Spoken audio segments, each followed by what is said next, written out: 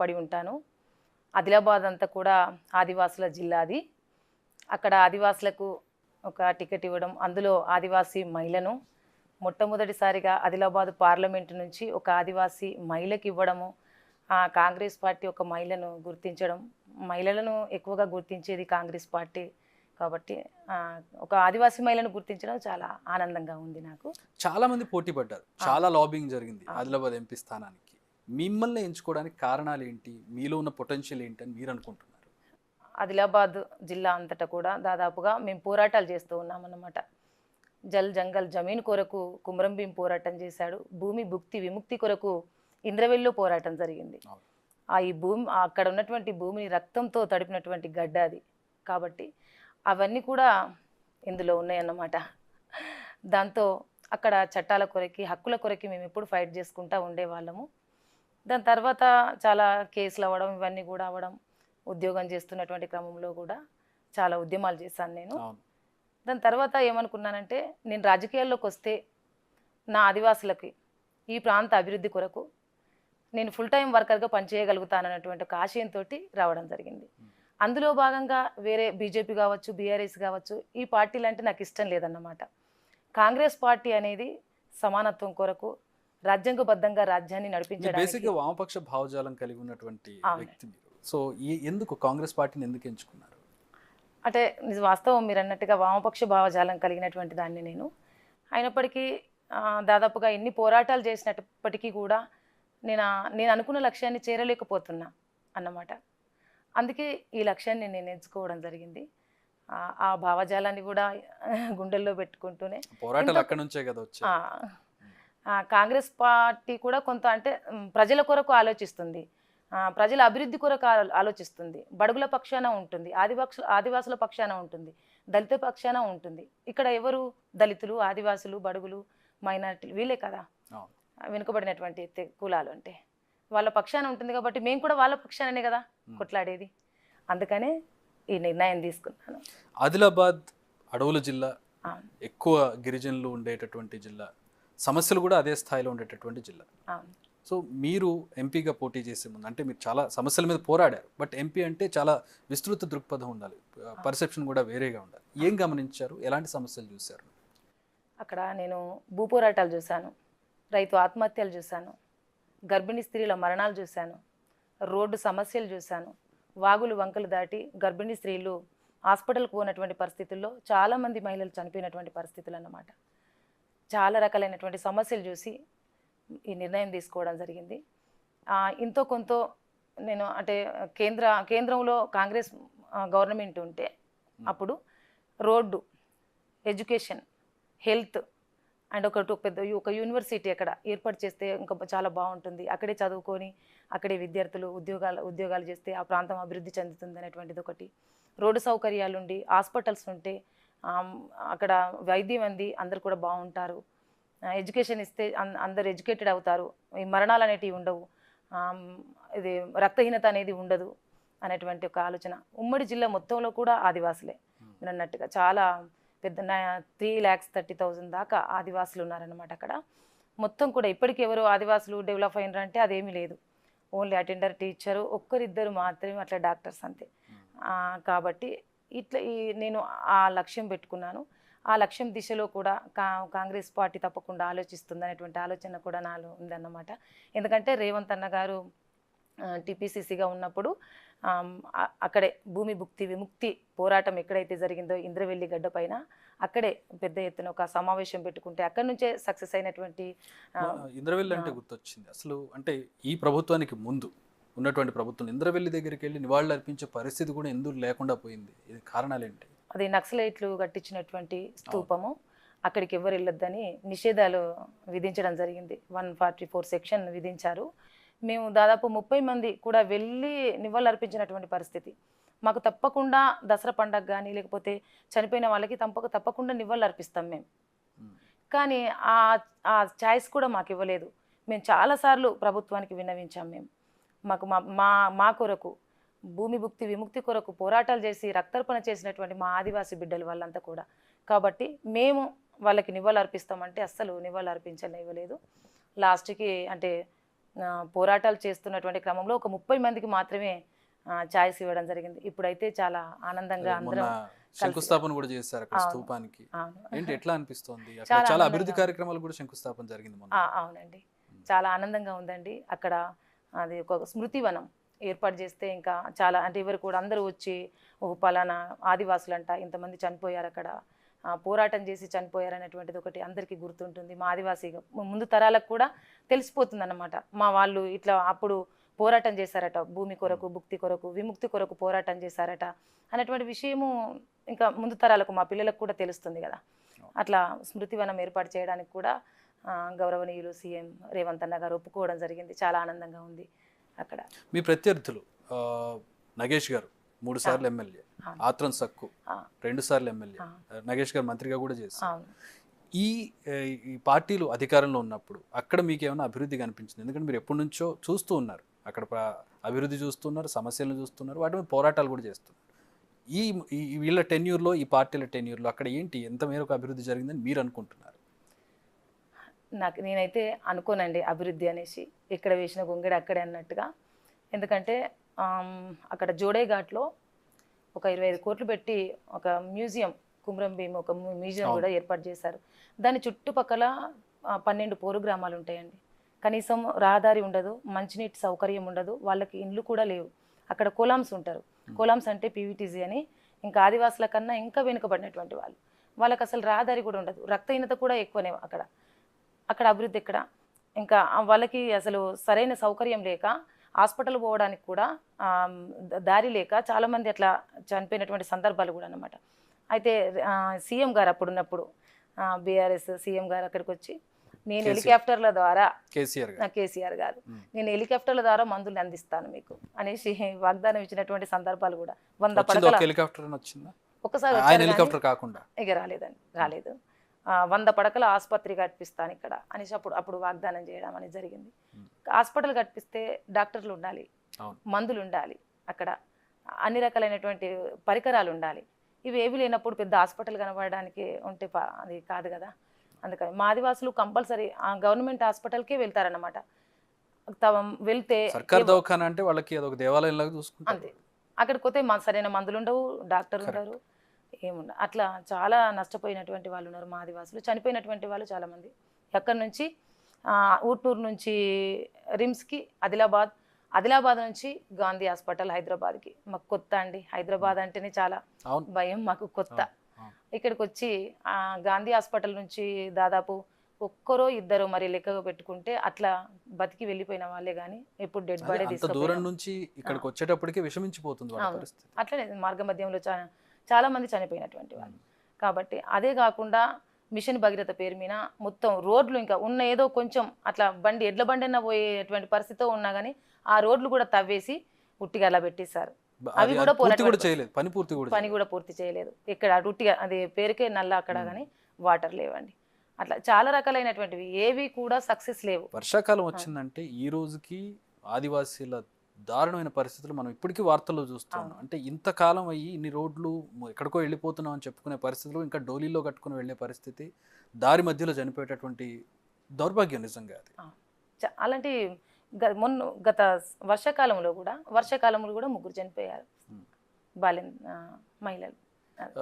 చాలా ఇల్లు కట్టించామని చెప్తారు కేసీఆర్ ఇల్లు. ఏంటి మీకు అక్కడ ఇంకా గుడిసెలు కనపడుతూ ఉంటాయి గూడాల్లో చూస్తూ ఉంటే? ఎట్లా ఉంది అక్కడ? ఇది నవ్వుకునేటువంటి పరిస్థితి అండి. ఎందుకంటే ఏ ఒక్క ఆదివాసీ కూడా డబల్ బెడ్రూమ్లో లేరు ఇప్పటికీ. ఎవరు లేరు అక్కడ. ఎస్సీ, ఎస్టీ, బీసీ, ఓబీసీ, మైనార్టీలు కూడా ఉన్నారు కదా, ఎవరు కూడా లేరు. ఏ ఒక్కరు కూడా డబల్ బెడ్రూమ్లో లేరు. మరి అవి ఎక్కడో 2-3 ఒక 20 ఏమో కట్టించారట. అవి అట్లనే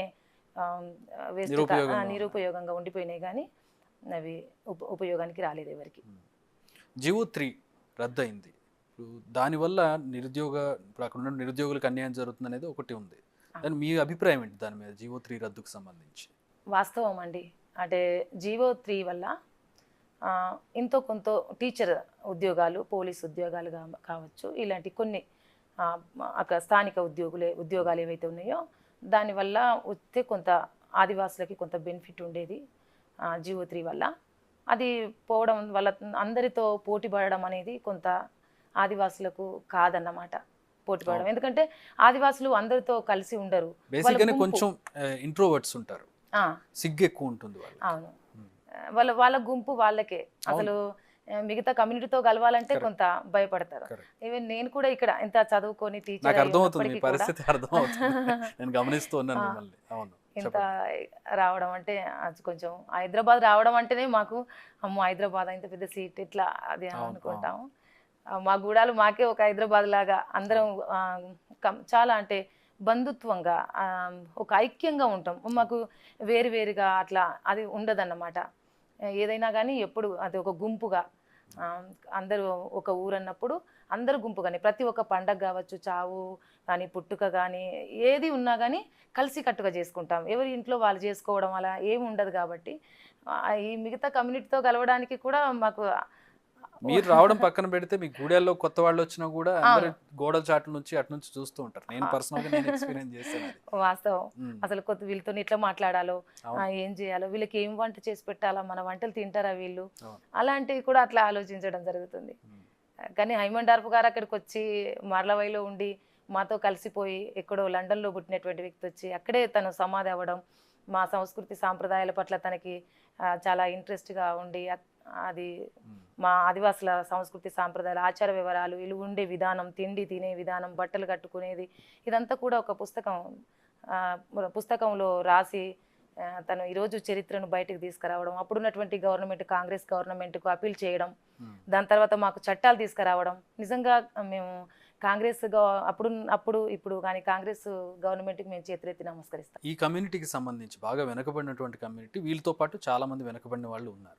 సో వాళ్ళ కోసం ప్రత్యేకంగా ప్రణాళిక ఏమన్నా ఉందా? రేపు ప్రచారంలో దాన్ని చెప్పబోతున్నారా? ఏం చెప్తారు? నాకు ఎడ్యుకేషన్ అంటే చాలా ఇష్టం. మీ టీచర్గా స్వతహాగా టీచర్, ఎడ్యుకేషన్ అంటే చాలా ఇష్టం. చాలా మంది నా ఆదివాసీ పిల్లలందరూ కూడా ఎడ్యుకేషన్లో చాలా వెనుకబడి ఉన్నారన్నమాట. వాళ్ళకి ఎడ్యుకేషన్ అందించి ఇట్లా హైదరాబాద్ దాకా వాళ్ళు చదువుకొని ఉద్యోగాలు చేసే విధంగా వాళ్ళు ఎదగాలనేటువంటి నా ఆశయం అన్నమాట. రోడ్లు, అక్కడ ఒక యూనివర్సిటీ, ఇవి నా లక్ష్యము. దాని కొరకు నేనైతే రేవంత్ అన్న గారిని ఎంతనైనా బతిమాలుకుంటానేమో నా అభివృద్ధికి, ఆదిలాబాదు అభివృద్ధి కొరకు. అక్కడే ఒక చిన్న చిన్న మినీ పరిశ్రమలు, అక్కడ అంటే 107 చట్టం ఉంటుంది, ఇంకా ఆ చట్టాలను కాపాడుతూ అక్కడ ఉన్నటువంటి ఎస్సీ ఎస్టీ బీసీ మైనారిటీలు ఎక్కువగా ఉంటారు అక్కడ కూడా. వాళ్ళకు కూడా అభివృద్ధి, వీళ్ళతో పాటు అంటే ఆ చట్టాలను కాపాడుతూనే వాళ్ళకు కూడా అభివృద్ధి చేస్తే ఇంకా చాలా బాగుంటుంది. ఇందాక జియో 3 గురించి మాట్లాడుకుంటూ ఉన్నాం.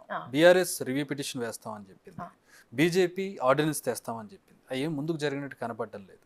మీ అభిప్రాయం ఏంటి దీని మీద? మేము దాదాపుగా ఆ జియో 3ని ముట్టని అవసరం కూడా లేకుండే. కరోనా సమయంలో అంటే అభివృద్ధి చెందిన ఆదివాసులు అనేటువంటిది ఒక కమిటీ వేసి, దానిపైన కమిటీ వేసి అక్కడ ఆదివాసులు అభివృద్ధి చెందినరా, ఈ జీవో తీయవచ్చా అనేటువంటి విషయాన్ని తెలుసుకొని ఉండే బీఆర్ఎస్ గవర్నమెంట్. అప్పుడు తెలుసుకోకుండానే, ఎవరికి తెలియకుండానే సడన్గా ఆ జీవో పేపర్లోనే చూసాం మేము.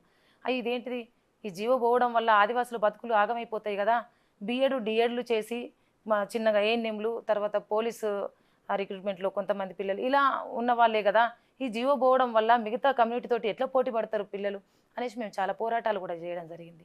అప్పుడు చేస్తే అసలు పట్టించుకోలేదు. నిజంగానే మీరు అన్నట్టుగా త్రినాథరావు గారు అని గుంటూరులో ఉంటారు సార్. మాది ఆదివాసికి కొంచెం అంటే గవర్నమెంట్ లాయర్ తను, అంటే ఆదివాసుల పక్షాన ఇలా ఉంటుంది తీసుకొస్తారన్నమాట. తను కూడా అప్పుడు బీఆర్ఎస్ గవర్నమెంట్కి తను ఇచ్చారన్నమాట. ఇది ఈ జీవో పోవడం వల్ల ఆదివాసులకు నష్టం అవుతుంది, వాళ్ళు ఇంకా వెనుకబడిపోతారు పిల్లలు. ఎడ్యుకేషన్ ఎంతో బిఎడో డిఎడో చేయాలనేటువంటి ఆలోచన కూడా లేకుండా పోతారు వాళ్ళ పిల్లలు.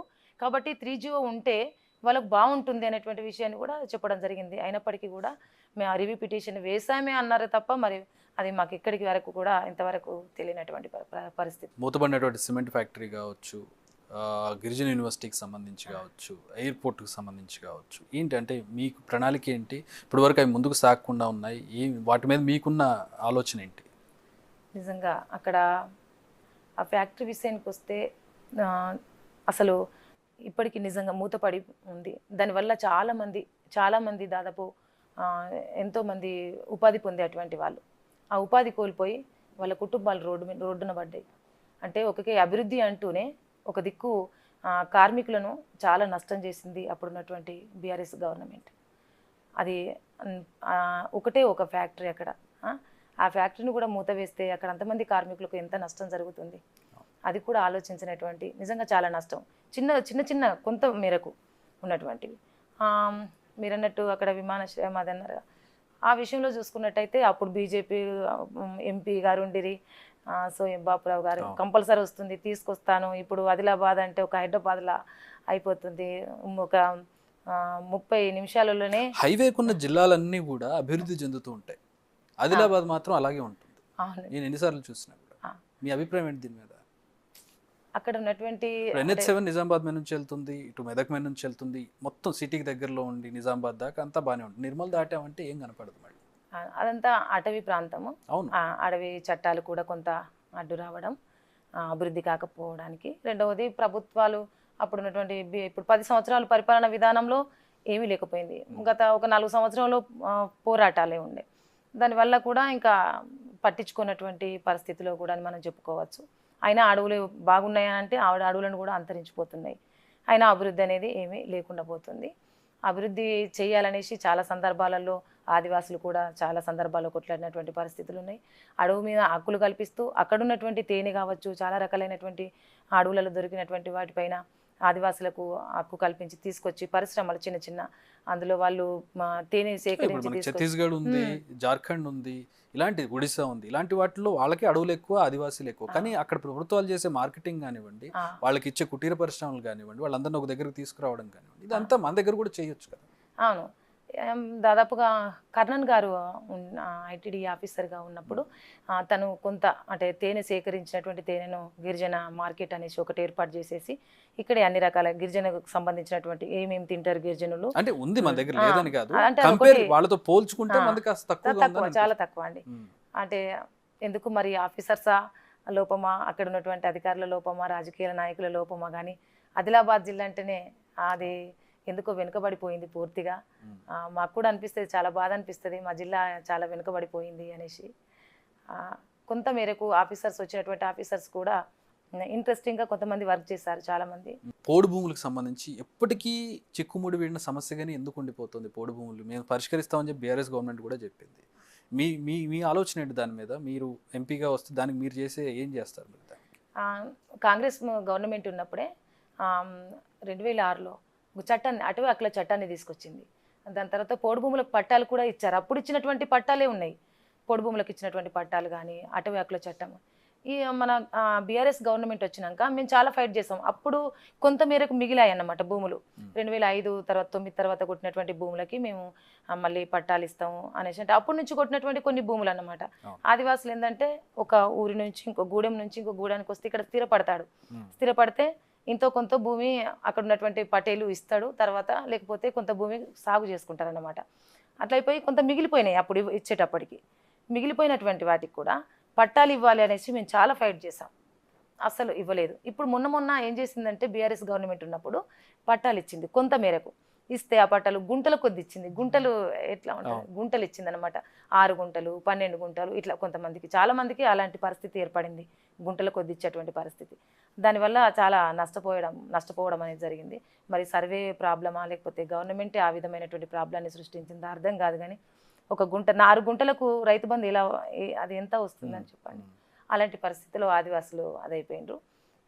అంటే పోడు భూముల మీదనే ఆధారపడతారు ఆదివాసులు. అక్కడ వాటర్ సోర్సెస్ లేదు, అది ఎత్తైనటువంటి ప్రాంతం కాబట్టి. అందుకనే ఈ మన కాంగ్రెస్ గవర్నమెంట్ ఇప్పుడు వచ్చింది, తప్పకుండా పోడు భూములకు ఆదివాసులకు పట్టాలు ఇస్తుంది అనేసి కూడా నేను ఆశపడుతున్నా. ఆదివాసులకు భూమి అంటే వాళ్ళ సంస్కృతి సాంప్రదాయాలతో ఆచార వ్యవహారాలతో ముడిపడినటువంటిది, ఒక వస్తువు కాదన్నమాట. ఉద్యోగం లేకుండా బతకగలుగుతారు కానీ భూమి లేకపోతే ఆదివాసులు బతకలేరు అన్నమాట. అందుకనే ఆదివాసులకి తప్పకుండా పట్టాలు ఇస్తుంది కాంగ్రెస్ గవర్నమెంట్ అని కూడా ఆశపడుతుంది. ఇందాక మీరు నీటి సమస్యకు సంబంధించి ఉమ్మడి జిల్లాలో చూసినట్లయితే ఆదిలాబాద్లో తొమ్మిడిహట్టి నుంచి ప్రాణహిత చేవళ్ళ తరలించడం ఏమైనా నష్టం చేసింది అనుకుంటున్నారా? చేస్తే ఏ మేరకు నష్టపోయింది జిల్లా? చాలా నష్టం జరిగిందండి. వాళ్ళ భూములు కూడా అప్పుడు కొనుగోలు చేసినప్పుడు కూడా చాలా నష్టం జరిగింది. అక్కడ తుమ్మిడిహట్టి ప్రాజెక్టు నిర్వహిస్తే దాదాపు చాలామంది ఆదివాసులు కావచ్చు, దళితులు కావచ్చు, అందరికీ కూడా నీరంది 2 పంటలు పండించి హాయిగా బతికేటువంటి అవకాశం ఉంటుంది. అది తప్పకుండా ఆ ప్రాజెక్టు నిర్వహణకు గౌరవనీయులు సీఎం రేవంత్ అన్న గారు కూడా నిర్ణయం తీసుకుంటారనేసి ఆశపడుతున్నాం మేము. చాలా సంవత్సరాల నుంచి వాళ్ళు పోరాటం చేస్తున్నారు ఆ ప్రాజెక్టు కొరకు. అప్పుడు శంకుస్థాపన చేశారు వైఎస్ రాజశేఖర్ గారు ఉన్నప్పుడు.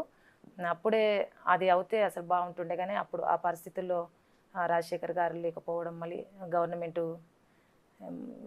పోరాటాలు ఇవన్నీ రావడం, అదంతా అయిపోయి అది ఆగిపోవడం జరిగింది. బీఆర్ఎస్ గవర్నమెంట్ వచ్చినాక అప్పుడు అది పక్కన పడేశారన్నమాట.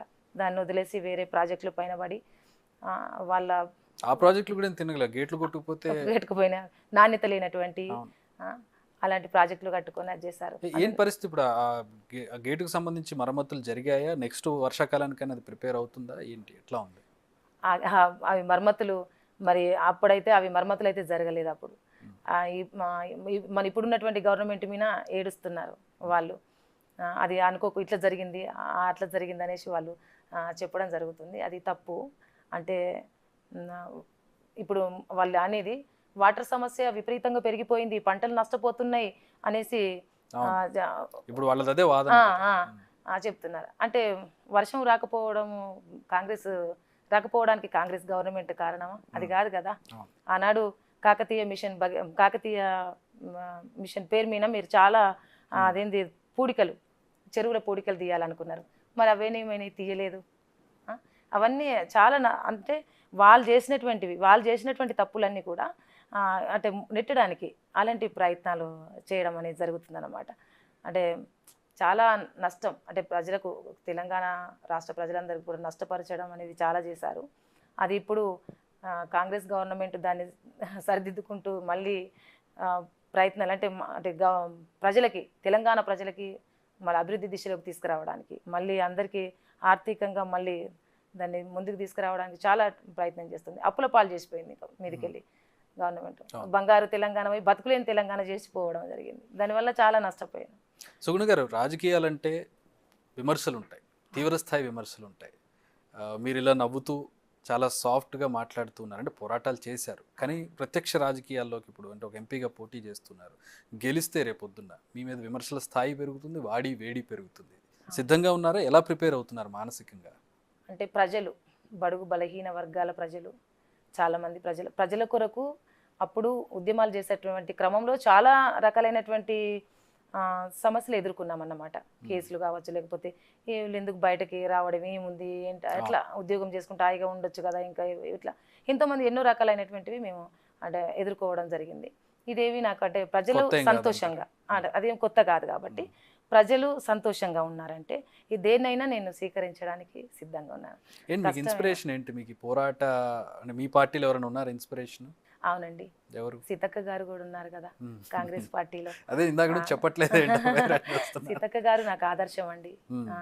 సీతక్క గారు కావచ్చు, బాలగోపాల్ గారు కావచ్చు, బుర్రరాములు కావచ్చు, కోదండరామ్ గారు కావచ్చు, కన్నా బిరెన్ గారు కావచ్చు, చాలా మంది వాళ్ళని నేను ఆదర్శంగా తీసుకొని ఎదగడం జరిగింది. అదే కాకుండా చాలామంది పోరాట యోధులు, బెల్లి లలిత కావచ్చు, రంగవల్లక్క కావచ్చు, ఈరోజు ఈ మాటలు మాట్లాడుతున్నానంటే ఇంతనైనా సావిత్రిబాయి పూలే గారు కావచ్చు, వీళ్ళంతా కూడా నాకు ఆదర్శము. అటు అంబేద్కర్ గారు ఇచ్చినటువంటి ఒక రాజ్యాంగం, దాన్ని ఉపయోగించుకున్నాను నేను ఈరోజు. మీకు వచ్చిన హక్కులు ఆ విధంగా ఇంతమంది నాకు అంటే సీతక్క గారికి మీకు చాలా దగ్గరి అంటే రిలేట్గా అవుతూ ఉంటారు. అంటే ఆవిడ ఆదివాసీల కోసం నిత్యం వాళ్ళలోనే ఉంటారు. ఆవిడ దగ్గరగా చూశాను నేను కూడా. మంత్రిగా అయినా కూడా, ఆవిడ ఎమ్మెల్యేగా ఉన్నా కూడా ఆ తీరు మారలేదు. ప్రజలతోటే మమేకమై ఉంటూ ఉంటారు. అండ్ పోరాటంలో కూడా ఆవిడ ముందు ఉంటారు. మీలో అది కనబడుతుంది కొంచెం. నిజంగా చెప్పాలంటే నాకు నిజంగా సీతక్క గారు పొలిటికల్గా వచ్చినప్పుడు నేను పొలిటికల్ వెళ్తే అలా ఉండాలి, నేను అక్కన ఆదర్శంగా తీసుకున్నాను, చాలా ఆదర్శంగా. నేను ఆ విధంగానే ఉండాలి, అట్లనే నా డ్రెస్సింగ్ కూడా అట్లనే ఉండాలి, అట్లా అంత ఆదర్శంగా తీసుకున్నాను అన్నమాట. అక్కలాగానే నేను కూడా ప్రజల్లో ఉండాలి, ప్రజల సమస్యలో ఉండాలి, ఆ సమస్య పరిష్కారం అవుతే నేను హ్యాపీగా ఫీల్ కావాలి. అక్క అదే అనుకుంటుంది అన్నమాట సీతక్క గారు.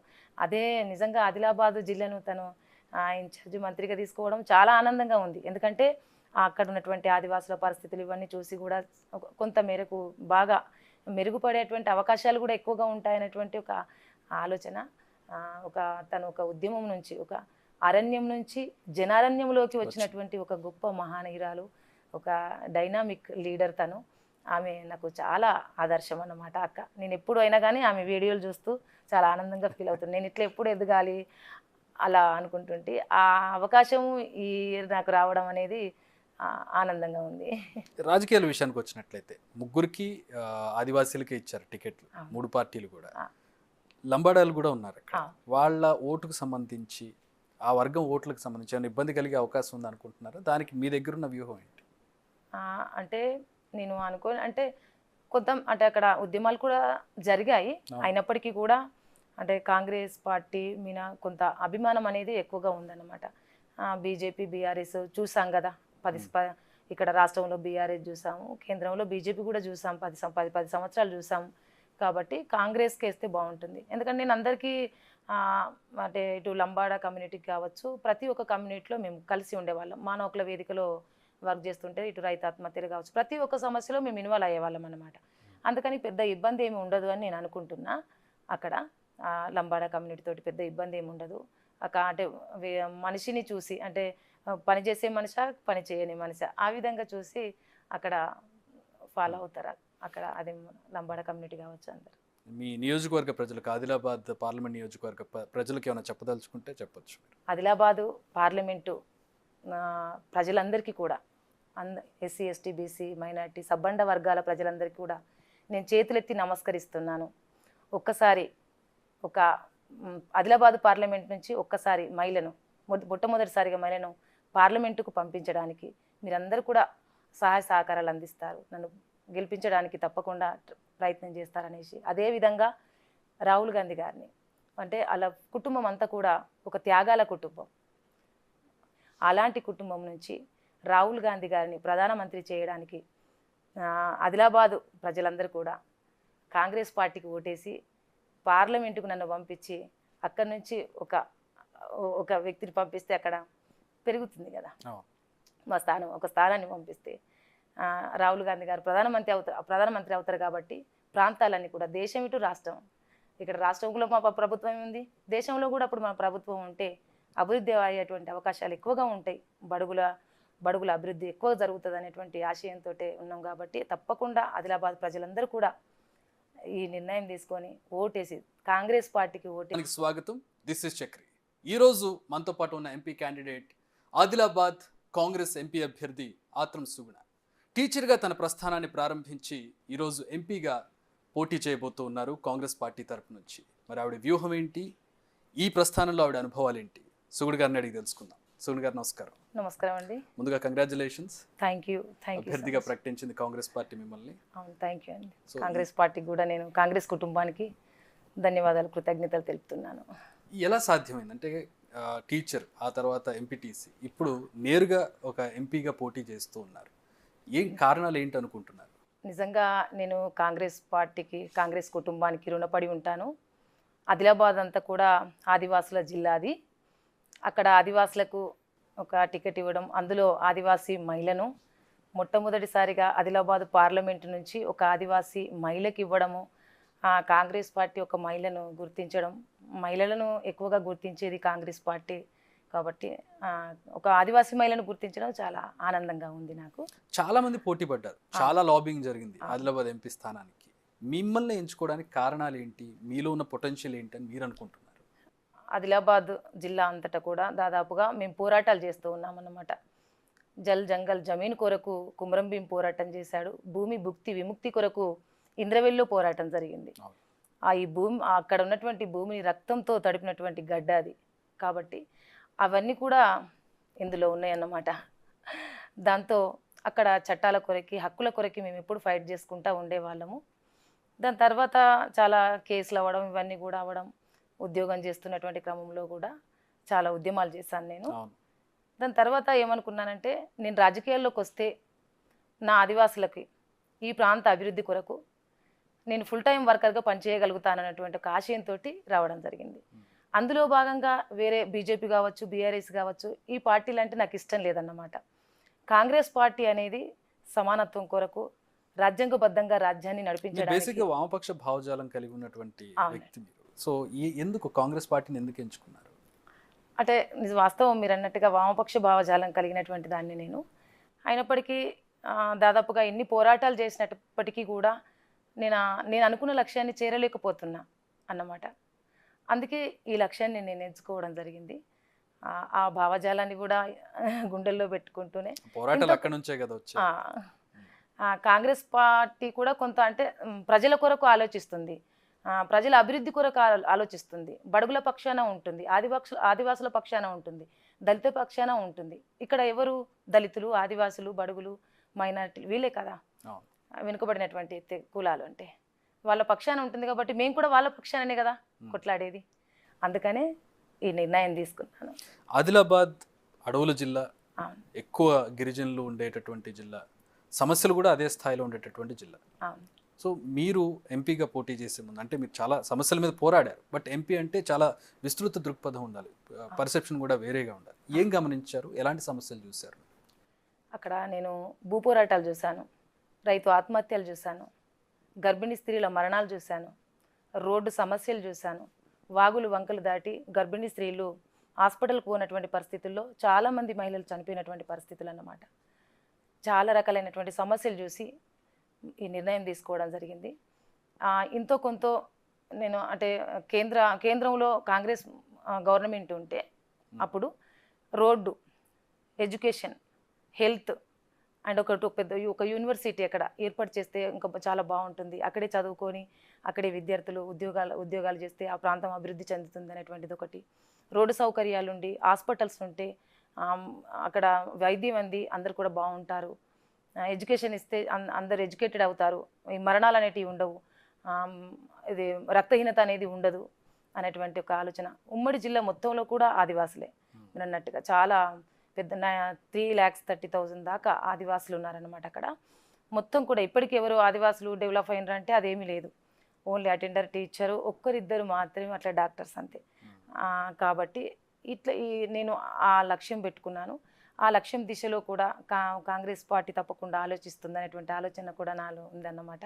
ఎందుకంటే రేవంత్ అన్న గారు టీపీసీసీగా ఉన్నప్పుడు అక్కడే భూమి భుక్తి విముక్తి పోరాటం ఎక్కడైతే జరిగిందో ఇంద్రవెల్లి గడ్డ పైన అక్కడే పెద్ద ఎత్తున ఒక సమావేశం పెట్టుకుంటే అక్కడి నుంచే సక్సెస్ అయినటువంటి.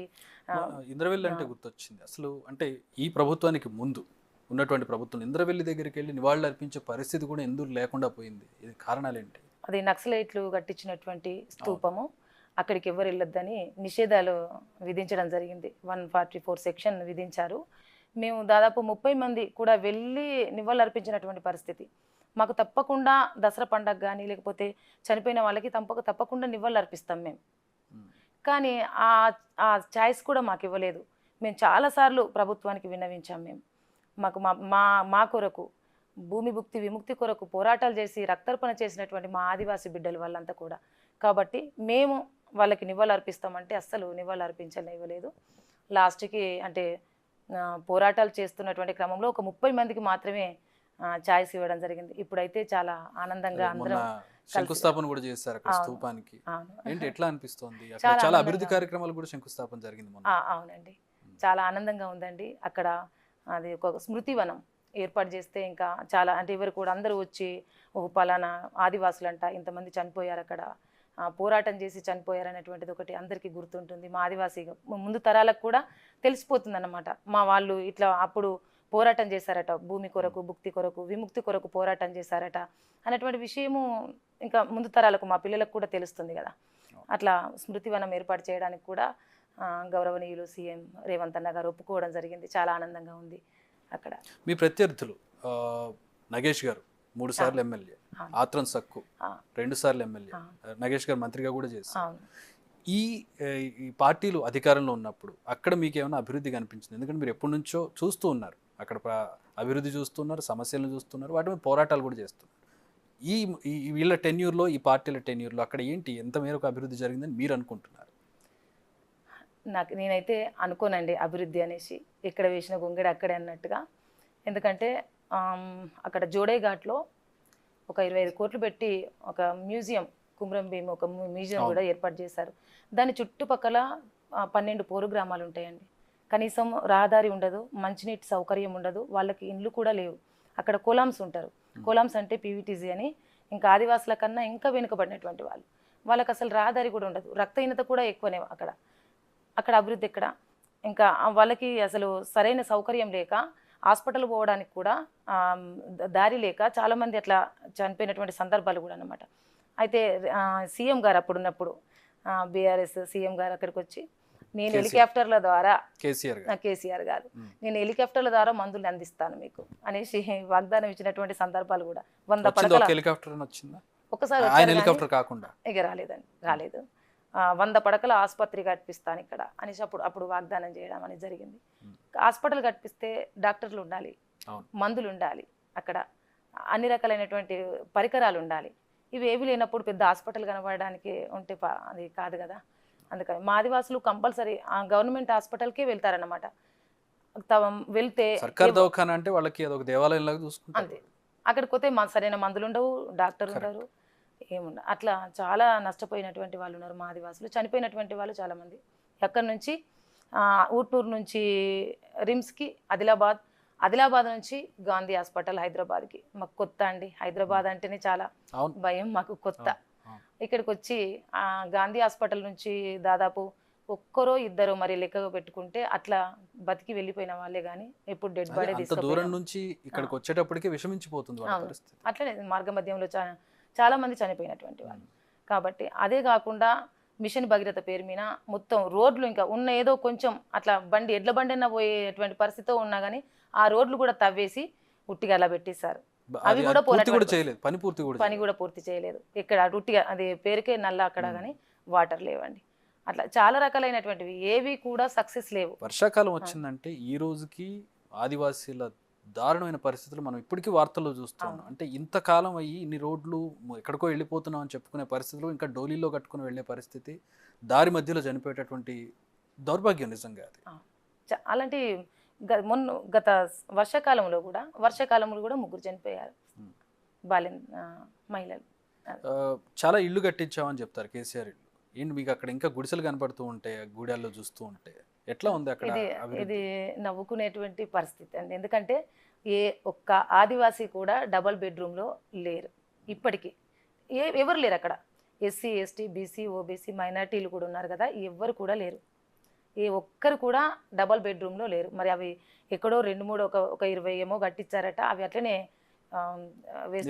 నిరుపయోగంగా ఉండిపోయినాయి కానీ అవి ఉపయోగానికి రాలేదు ఎవరికి. జీవో 3 రద్దయింది. దానివల్ల ఇప్పుడు అక్కడ ఉన్న నిరుద్యోగులకు అన్యాయం జరుగుతుంది అనేది ఒకటి ఉంది. దాని మీ అభిప్రాయం ఏంటి దాని మీద, జీవో 3 రద్దుకు సంబంధించి? వాస్తవం అండి. అంటే జీవో 3 వల్ల ఇంతో కొంత టీచర్ ఉద్యోగాలు, పోలీస్ ఉద్యోగాలు కావచ్చు, ఇలాంటి కొన్ని అక్కడ స్థానిక ఉద్యోగాలు ఏవైతే ఉన్నాయో దానివల్ల వస్తే కొంత ఆదివాసులకి కొంత బెనిఫిట్ ఉండేది.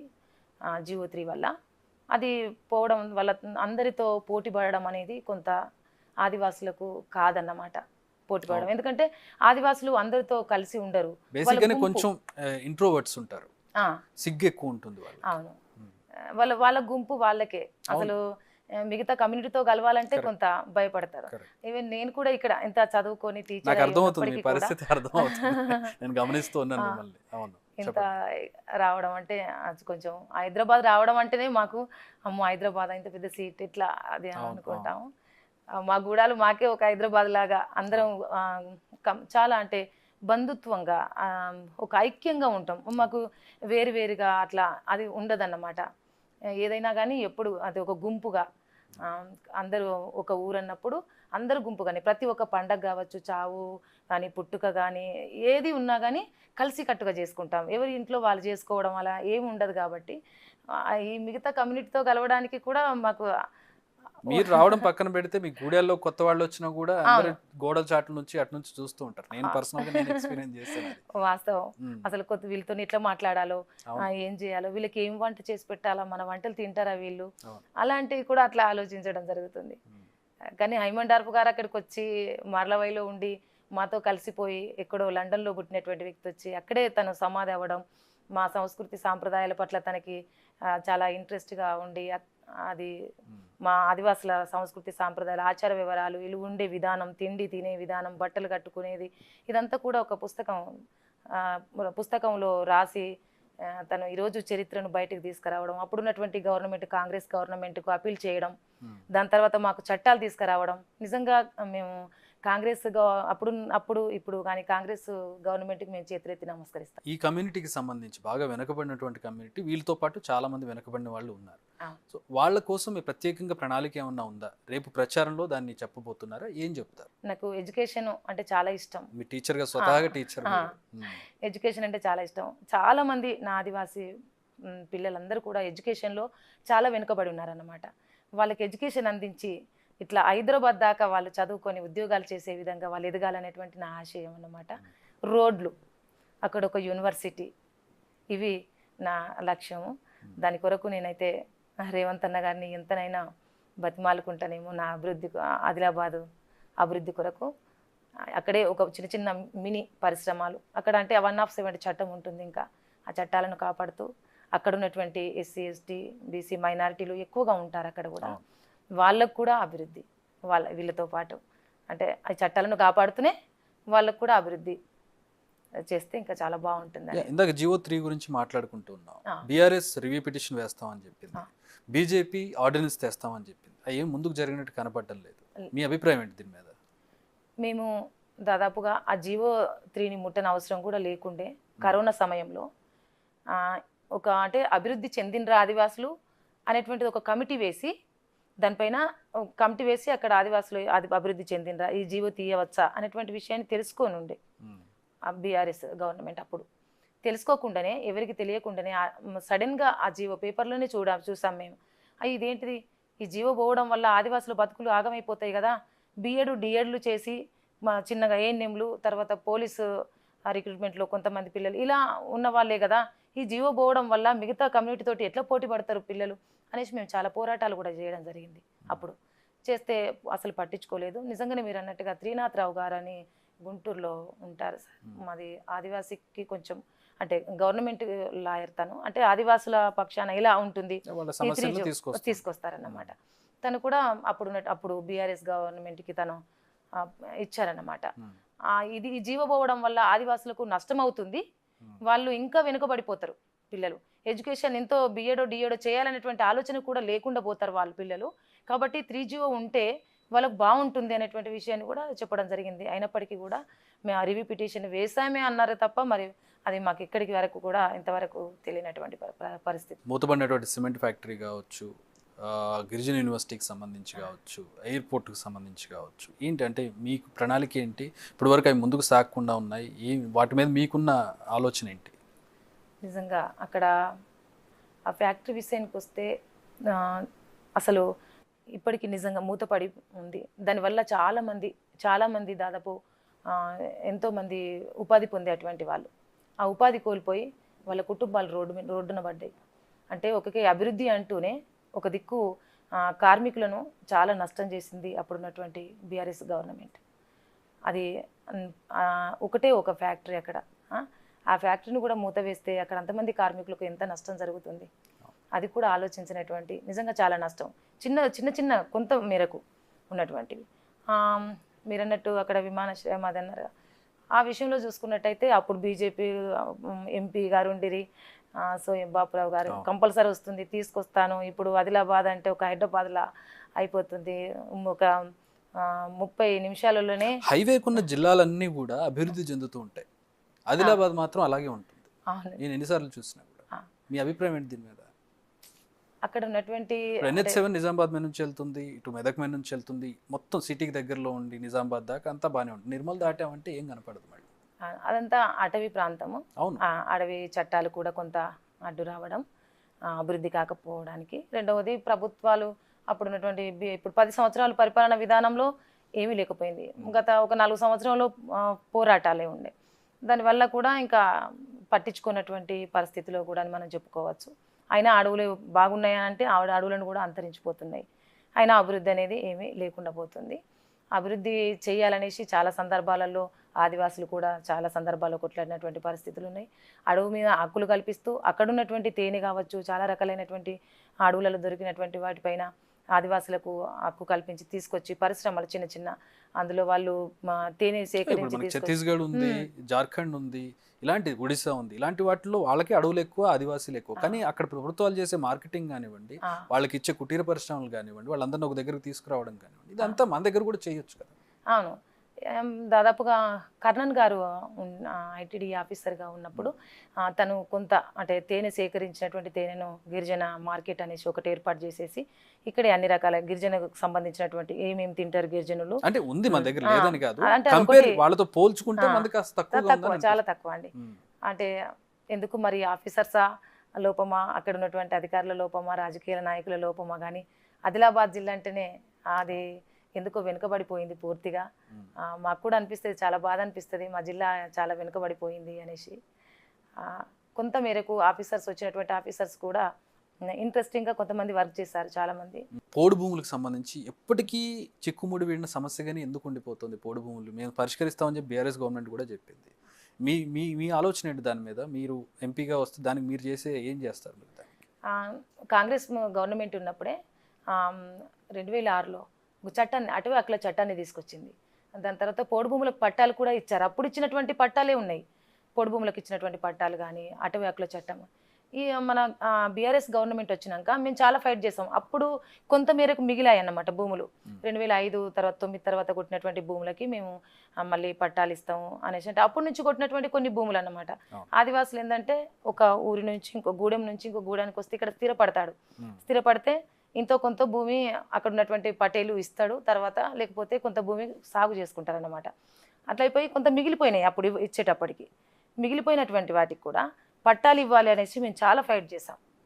అసలు ఇవ్వలేదు. ఇప్పుడు మొన్న ఏం చేసిందంటే బీఆర్ఎస్ గవర్నమెంట్ ఉన్నప్పుడు పట్టాలు ఇచ్చింది, కొంత మేరకు ఇస్తే ఆ పట్టాలు గుంటల కొద్ది ఇచ్చింది. గుంటలు ఎట్లా ఉంటుంది, గుంటలు ఇచ్చింది అనమాట. 6 గుంటలు 12 గుంటలు ఇట్లా కొంతమందికి, చాలా మందికి అలాంటి పరిస్థితి ఏర్పడింది, గుంటల కొద్ది ఇచ్చేటువంటి పరిస్థితి. దానివల్ల చాలా నష్టపోవడం అనేది జరిగింది. మరి సర్వే ప్రాబ్లమా లేకపోతే గవర్నమెంటే ఆ విధమైనటువంటి ప్రాబ్లాన్ని సృష్టించిందా అర్థం కాదు. కానీ ఒక గుంట 4 గుంటలకు రైతు బంధు ఎలా, అది ఎంత వస్తుందని చెప్పండి. అలాంటి పరిస్థితిలో ఆదివాసులు అదైపోయినరు. అంటే పోడు భూముల మీదనే ఆధారపడతారు ఆదివాసి. అక్కడ వాటర్ సోర్సెస్ లేదు, అది ఎత్తైనటువంటి ప్రాంతం కాబట్టి. అందుకనే ఈ మన కాంగ్రెస్ గవర్నమెంట్ ఇప్పుడు వచ్చింది, తప్పకుండా పోడు భూములకు ఆదివాసులకు పట్టాలు ఇస్తుంది అనేసి కూడా నేను ఆశపడుతున్నా. ఆదివాసులకు భూమి అంటే వాళ్ళ సంస్కృతి సాంప్రదాయాలతో ఆచార వ్యవహారాలతో ముడిపడినటువంటిది, ఒక వస్తువు కాదన్నమాట. ఉద్యోగం లేకుండా బతకగలుగుతారు కానీ భూమి లేకపోతే ఆదివాసులు బతకలేరు అన్నమాట.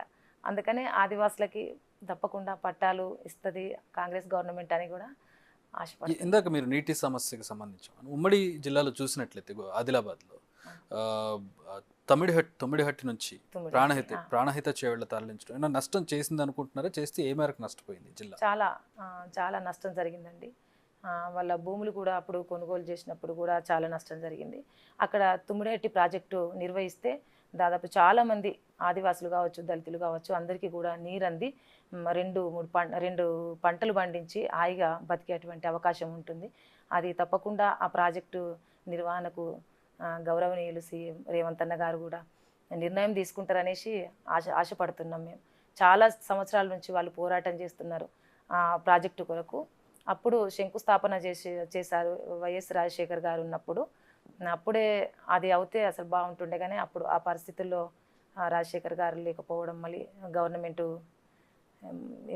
పోరాటాలు ఇవన్నీ రావడం, అదంతా అయిపోయి అది ఆగిపోవడం జరిగింది.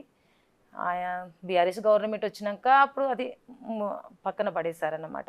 దాన్ని వదిలేసి వేరే ప్రాజెక్టుల పైన పడి వాళ్ళ ఆ ప్రాజెక్టులు కూడా తినగల గేట్లు కొట్టుకుపోయిన నాణ్యత లేనటువంటి అలాంటి ప్రాజెక్టులు కట్టుకొని అది చేశారు. ఏం పరిస్థితి ఇప్పుడు? ఆ గేటుకు సంబంధించి మరమ్మతులు జరిగాయా? నెక్స్ట్ వర్షాకాలానికైనా అది ప్రిపేర్ అవుతుందా ఏంటి, ఎట్లా ఉంది? అవి మరమ్మతులు మరి అప్పుడైతే అవి మరమ్మతులు అయితే జరగలేదు. అప్పుడు మన ఇప్పుడున్నటువంటి గవర్నమెంట్ మీద ఏడుస్తున్నారు వాళ్ళు. అది అనుకోకు ఇట్లా జరిగింది అట్లా జరిగింది అనేసి వాళ్ళు చెప్పడం జరుగుతుంది. అది తప్పు. అంటే ఇప్పుడు వాళ్ళు అనేది వాటర్ సమస్య విపరీతంగా పెరిగిపోయింది, పంటలు నష్టపోతున్నాయి అనేసి ఇప్పుడు వాళ్ళది అదే వాదన చెప్తున్నారు. అంటే వర్షం రాకపోవడానికి కాంగ్రెస్ గవర్నమెంట్ కారణమా? అది కాదు కదా. ఆనాడు కాకతీయ మిషన్ పేరు మీద మీరు చాలా అదేంది పూడికలు, చెరువుల పూడికలు తీయాలనుకున్నారు. మరి అవేనేమైనా తీయలేదు. అవన్నీ చాలా అంటే వాళ్ళు చేసినటువంటి తప్పులన్నీ కూడా అంటే నెట్టడానికి అలాంటి ప్రయత్నాలు చేయడం అనేది జరుగుతుందన్నమాట. అంటే చాలా నష్టం, అంటే ప్రజలకు, తెలంగాణ రాష్ట్ర ప్రజలందరికీ కూడా నష్టపరచడం అనేది చాలా చేశారు. అది ఇప్పుడు కాంగ్రెస్ గవర్నమెంట్ దాన్ని సరిదిద్దుకుంటూ మళ్ళీ ప్రయత్నాలు అంటే అంటే ప్రజలకి, తెలంగాణ ప్రజలకి మళ్ళీ అభివృద్ధి దిశలోకి తీసుకురావడానికి, మళ్ళీ అందరికీ ఆర్థికంగా మళ్ళీ దాన్ని ముందుకు తీసుకురావడానికి చాలా ప్రయత్నం చేస్తుంది. అప్పుల పాలు చేసిపోయింది మీదకెళ్ళి గవర్నమెంట్. బంగారు తెలంగాణ పోయి బతుకులేని తెలంగాణ చేసిపోవడం జరిగింది. దానివల్ల చాలా నష్టపోయింది. సుగుణ గారు, రాజకీయాలంటే విమర్శలు ఉంటాయి, తీవ్రస్థాయి విమర్శలు ఉంటాయి. మీరు ఇలా నవ్వుతూ చాలా సాఫ్ట్గా మాట్లాడుతున్నారు, అంటే పోరాటాలు చేశారు. కానీ ప్రత్యక్ష రాజకీయాల్లోకి ఇప్పుడు అంటే ఒక ఎంపీగా పోటీ చేస్తున్నారు, గెలిస్తే రేపొద్దున్న మీ మీద విమర్శల స్థాయి పెరుగుతుంది, వేడి పెరుగుతుంది. సిద్ధంగా ఉన్నారా? ఎలా ప్రిపేర్ అవుతున్నారు మానసికంగా? అంటే ప్రజలు, బడుగు బలహీన వర్గాల ప్రజలు, చాలామంది ప్రజల కొరకు అప్పుడు ఉద్యమాలు చేసేటువంటి క్రమంలో చాలా రకాలైనటువంటి సమస్యలు ఎదుర్కొన్నామన్నమాట. కేసులు కావచ్చు, లేకపోతే వీళ్ళు ఎందుకు బయటకి రావడం, ఏముంది ఏంటి, అట్లా ఉద్యోగం చేసుకుంటే హాయిగా ఉండొచ్చు కదా, ఇంకా ఇట్లా ఎంతోమంది ఎన్నో రకాలైనటువంటివి మేము అంటే ఎదుర్కోవడం జరిగింది. ఇదేవి నాకు అంటే ప్రజలు సంతోషంగా, అదేం కొత్త కాదు కాబట్టి ప్రజలు సంతోషంగా ఉన్నారంటే ఈ దేన్నైనా నేను స్వీకరించడానికి సిద్ధంగా ఉన్నాను. మీకు ఇన్స్పిరేషన్ ఏంటి? మీకు పోరాట అంటే మీ పార్టీలో ఎవరైనా ఉన్నారు ఇన్స్పిరేషన్? అవునండి, ఎవరు? సీతక్క గారు కూడా ఉన్నారు కదా కాంగ్రెస్ పార్టీలో. అదే ఇందాక నుంచి చెప్పట్లేదు. సీతక్క గారు నాకు ఆదర్శం అండి.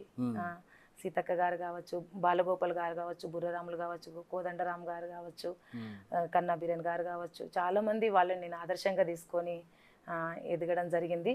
అదే కాకుండా చాలామంది పోరాట యోధులు, బెల్లి లలిత కావచ్చు, రంగవల్లక్క కావచ్చు, ఈరోజు ఈ మాటలు మాట్లాడుతున్నానంటే ఇంతనైనా సావిత్రిబాయి పూలే గారు కావచ్చు, వీళ్ళంతా కూడా నాకు ఆదర్శము. అటు అంబేద్కర్ గారు ఇచ్చినటువంటి ఒక రాజ్యాంగం, దాన్ని ఉపయోగించుకున్నాను నేను ఈరోజు, మీకు వచ్చిన హక్కులు ఆ విధంగా ఇంతమంది నాకు అంటే సీతక్క గారికి మీకు చాలా దగ్గరి అంటే రిలేట్గా అవుతూ ఉంటారు. అంటే ఆవిడ ఆదివాసీల కోసం నిత్యం వాళ్ళలోనే ఉంటారు. ఆవిడ దగ్గరగా చూశాను నేను కూడా. మంత్రిగా అయినా కూడా, ఆవిడ ఎమ్మెల్యేగా ఉన్నా కూడా ఆ తీరు మారలేదు, ప్రజలతోటే మమేకమై ఉంటూ ఉంటారు. అండ్ పోరాటంలో కూడా ఆవిడ ముందు ఉంటారు. మీలో అది కనబడుతుంది కొంచెం. నిజంగా చెప్పాలంటే నాకు నిజంగా సీతక్క గారు పొలిటికల్గా వచ్చినప్పుడు, నేను పొలిటికల్ వెళ్తే అలా ఉండాలి, నేను అక్కన ఆదర్శంగా తీసుకున్నాను, చాలా ఆదర్శంగా. నేను ఆ విధంగానే ఉండాలి, అట్లనే నా డ్రెస్సింగ్ కూడా అట్లనే ఉండాలి, అట్లా అంత ఆదర్శంగా తీసుకున్నాను అన్నమాట. అక్కలాగానే నేను కూడా ప్రజల్లో ఉండాలి, ప్రజల సమస్యలో ఉండాలి, ఆ సమస్య పరిష్కారం అవుతే నేను హ్యాపీగా ఫీల్ కావాలి. అక్క అదే అనుకుంటుంది అన్నమాట సీతక్క గారు. అదే నిజంగా ఆదిలాబాద్ జిల్లాను తను ఇన్ఛార్జి మంత్రిగా తీసుకోవడం చాలా ఆనందంగా ఉంది. ఎందుకంటే అక్కడ ఉన్నటువంటి ఆదివాసుల పరిస్థితులు ఇవన్నీ చూసి కూడా కొంత మేరకు బాగా మెరుగుపడేటువంటి అవకాశాలు కూడా ఎక్కువగా ఉంటాయనేటువంటి ఒక ఆలోచన, తను ఒక ఉద్యమం నుంచి, ఒక అరణ్యం నుంచి జనారణ్యంలోకి వచ్చినటువంటి ఒక గొప్ప మహానీయురాలు, ఒక డైనామిక్ లీడర్ తను. ఆమె నాకు చాలా ఆదర్శం అన్నమాట అక్క. నేను ఎప్పుడు అయినా కానీ ఆమె వీడియోలు చూస్తూ చాలా ఆనందంగా ఫీల్ అవుతుంది. నేను ఇట్లా ఎప్పుడు ఎదగాలి అలా అనుకుంటుంటే ఆ అవకాశం ఈ నాకు రావడం అనేది ఆనందంగా ఉంది. రాజకీయాల విషయానికి వచ్చినట్లయితే ముగ్గురికి ఆదివాసీలకే ఇచ్చారు టికెట్లు, 3 పార్టీలు కూడా. లంబాడాలు కూడా ఉన్నారు అక్కడ.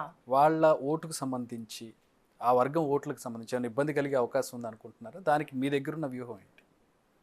అంటే నేను అంటే కొంత అంటే అక్కడ ఉద్యమాలు కూడా జరిగాయి, అయినప్పటికీ కూడా అంటే కాంగ్రెస్ పార్టీ మీద కొంత అభిమానం అనేది ఎక్కువగా ఉందన్నమాట.